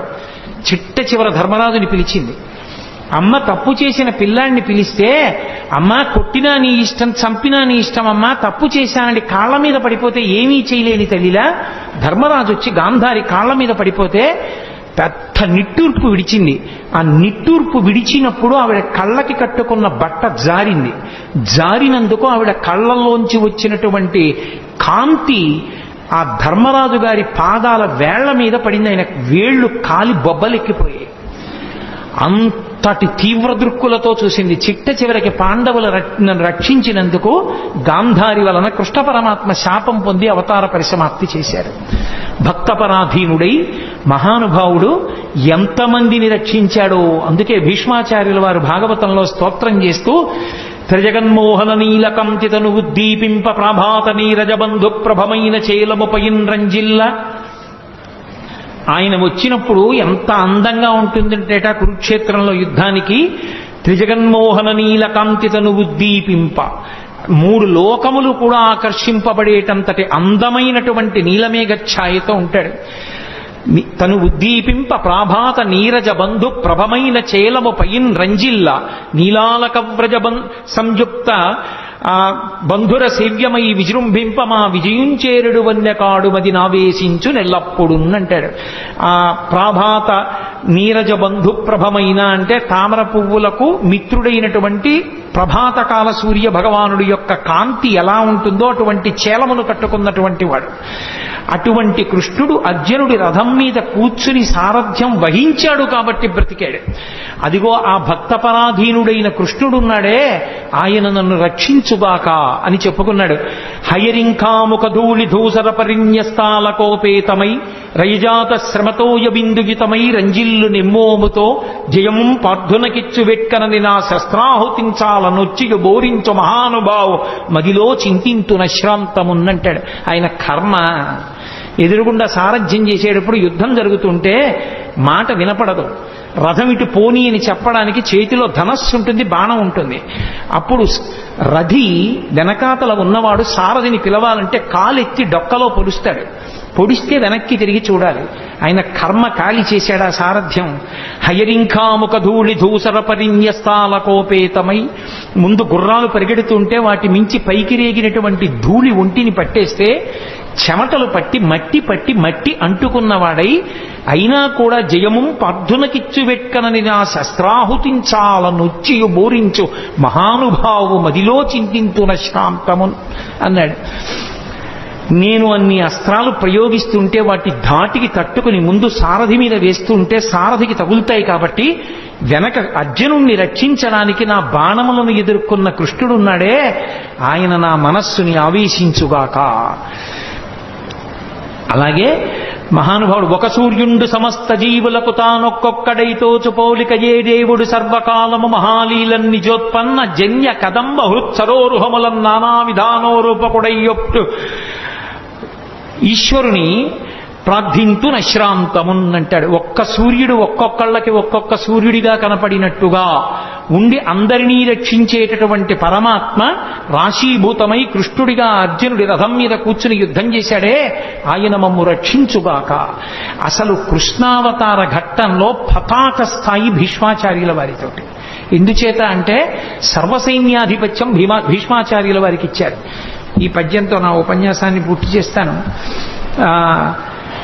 ఇటు సర్వసైన్యాధిపత్యం భీష్మాచార్యుల వారిది, అటు కృష్ణుడు ఏ ప్రతిజ్ఞ చేశాడని అడిగాడు భీష్ముడు. ఆయుధం పట్టట, కేవలం సారథ్యం మాత్రమే చేస్తాట, అలా ప్రతిజ్ఞ చేశాడన్నారు. ఓహో, అలా ప్రతిజ్ఞ చేశాడా? కృష్ణుడు పరమాత్మ అని భీష్ముడికి తెలుసు. భీష్ముడు అన్నాడు, నేను ప్రతిజ్ఞ చేస్తున్నాను, నేను కృష్ణుడి చేత ఆయుధం పట్టిస్తానన్నాడు. భక్తుడు నెగ్గాలా, పరమేశ్వరుడు నెగ్గాలా? యుద్ధం వచ్చింది, కృష్ణుడు ఆయుధం పట్టడుగా. భీష్మాచార్యుల వారు యుద్ధం చేస్తున్నారు. కృష్ణుడి చేత ఆయుధం పట్టిస్తే భీష్ముడు నెగ్గుతాడు, కృష్ణుడు ఆయుధం పట్టకపోతే కృష్ణుడు నెగ్గుతాడు. భగవంతుడా భక్తుడా ఇద్దరికీ వేదిక కురుక్షేత్రమైంది. భీష్మాచార్యుల వారు విపరీతంగా బాణ పరంపర విడిచిపెట్టేస్తున్నారు. తట్టుకోలేకపోతున్నాడు అర్జునుడు. వెనక్కి తిరిగి చూశాడు కృష్ణుడు, పూచిన మోదుగు చెట్టును కొట్టినట్టు కొట్టేస్తున్నాడు. రక్తం కారిపోతోంది అర్జునుడికి. అంతే, మరిచిపోయాడు తన చేసిన ప్రతిజ్ఞ. కుప్పించి ఎగసిన కుండలంబుల కాంతి గగన భాగం బెల్ల కప్పికొనగా ఉరికిన నోర్వక నుదరంబులో నున్న జగముల వ్రేగున జగతి కదుల చక్రంబు చేబట్టి చనుదించురయమునపైనున్న పచ్చని పటముజార నమ్మితి నాలావు నగుబాటు చేయకు మన్నింపుమని క్రీడి మరల దిగువ కరికి లంఘించు సింహంబు కరణి మెరసి నేడు భీష్ముని చంపుదు నిన్ను కాతు విడువు మర్జున ఎటంచు మద్ది శిఖవృష్టి తెరలి చనుదించు దేవుండు దిక్కు నాకు అని చెప్పుకున్నాడు భీష్మాచార్యుల వారు. ఎవరు నాకు దిక్కు అంటే చెప్పాడు. అదిగో ఆ రోజున నేను బాణ పరంపరలు విడిచిపెడుతుంటే అర్జునుడు తట్టుకోలేకపోతే ఎక్కడ అర్జునుడు కింద పడిపోతాడోనని అర్జునుణ్ణి రక్షించుకోవడం కోసం తను ఆయుధం పట్టనన్న ప్రతిజ్ఞని కూడా మర్చిపోయి పగ్గాలు విసిరి పారేసి రథం నుంచి కిందకి దూకేస్తే కుప్పించి ఎగసిన కుండలంబుల కాంతి గగన భాగం బెల్ల కప్పికొన్నగా ఆ దూకినప్పుడు కృష్ణుడి కుండలములు ఇలా ఊగితే వాటి కాంతి ఆకాశాన్ని కప్పేసింది. ఆయన కడుపులో ఉన్నటువంటి జగములన్నీ ఇలా ఊగిపోతే కోపంతో ఆయుధం పట్టనన్నవాడు చక్రం పట్టుకుని పరిగెత్తుకొచ్చేస్తుంటే పైనున్న పచ్చని పటముజార వేసుకున్న పచ్చటి ఆ ఉత్తరీయం జారి కింద పడిపోతుంటే నమ్మితినాలా ఉనగుబాటు చేయకు మన్నింపు మన్ని క్రీడి మరల దిగువ. బావా బావా అర్జునుడు చేతకాని వాడు కాకపోతే కృష్ణుడు ఆయుధం పట్టుకున్నాడని లోకం చెప్పుకుంటుంది. బావా వదిలేయి వదిలేయి వదిలేయి అని అర్జునుడు వెంట పడుతుంటే నేను సారథ్యం చేస్తుండగా నా వెనక నువ్వు ఉండగా నాకు పరమభక్తుడవైన నిన్ను నా ఎదురుకుండా ఇన్ని బాణాలు పెట్టి కొట్టేస్తాడా? సంపేస్తాను ఇవాళ భీష్మాచార్యుల వారిని ఏమనుకుంటున్నాడోనని కరికి లంఘించు సింహంబు కరణి మెరసి నేడు భీష్ముని సంపుదు నిన్ను కాకు విడువు మర్జునయటంచు మధ్య శిఖవృష్టి తెరలి చనుదించు దేవుండు దిక్కు నాకు. అర్జున విడిచిపెట్టవాయా? ఏమిటి మాట్లాడుతున్నావు? నేనుండగా నిన్ను చంపుతాడా? ఏమిటా బాణాలు వేయడం? సంపేస్తాను ఇవాళ భీష్ముడిని తన ప్రతిజ్ఞ కూడా మరిచిపోయి చక్రం పట్టుకుని పరిగెత్తుకుంటూ వచ్చి నన్ను చంపేద్దామని వచ్చేసినటువంటి భక్త పరాధీనుడైన కృష్ణ భగవానుడు ఉన్నాడే, ఆయన నాకు దిక్కని చెప్పుకున్నాడు భీష్మాచార్యుల వారు. అంతటి మహానుభావుడు కృష్ణావతారం అంటే ప్రాతస్మరణీయం. ఆ కృష్ణ భగవానుణ్ణి తలుచుకుంటే చాలు జగదాచార్యుడు. ఎన్ని యుగాలైపోయినా కూడా లోకానికి జ్ఞానాన్ని పెంచిపెట్టడానికి భగవద్గీతనిచ్చినటువంటి మహానుభావుడు, అనుగీతనిచ్చినటువంటి మహానుభావుడు. అంతటి కృష్ణ పరమాత్మ అంత గొప్ప అవతారం, పరిపూర్ణ అవతారం. స్ఫురద్రాసలీలా విలాసాతిరమ్యం పరిత్యక్తగేహాదిదాసైకగమ్యం విమానస్థిత శేషదేవాదినమ్యం భజే నందసూనం సదానందరూపం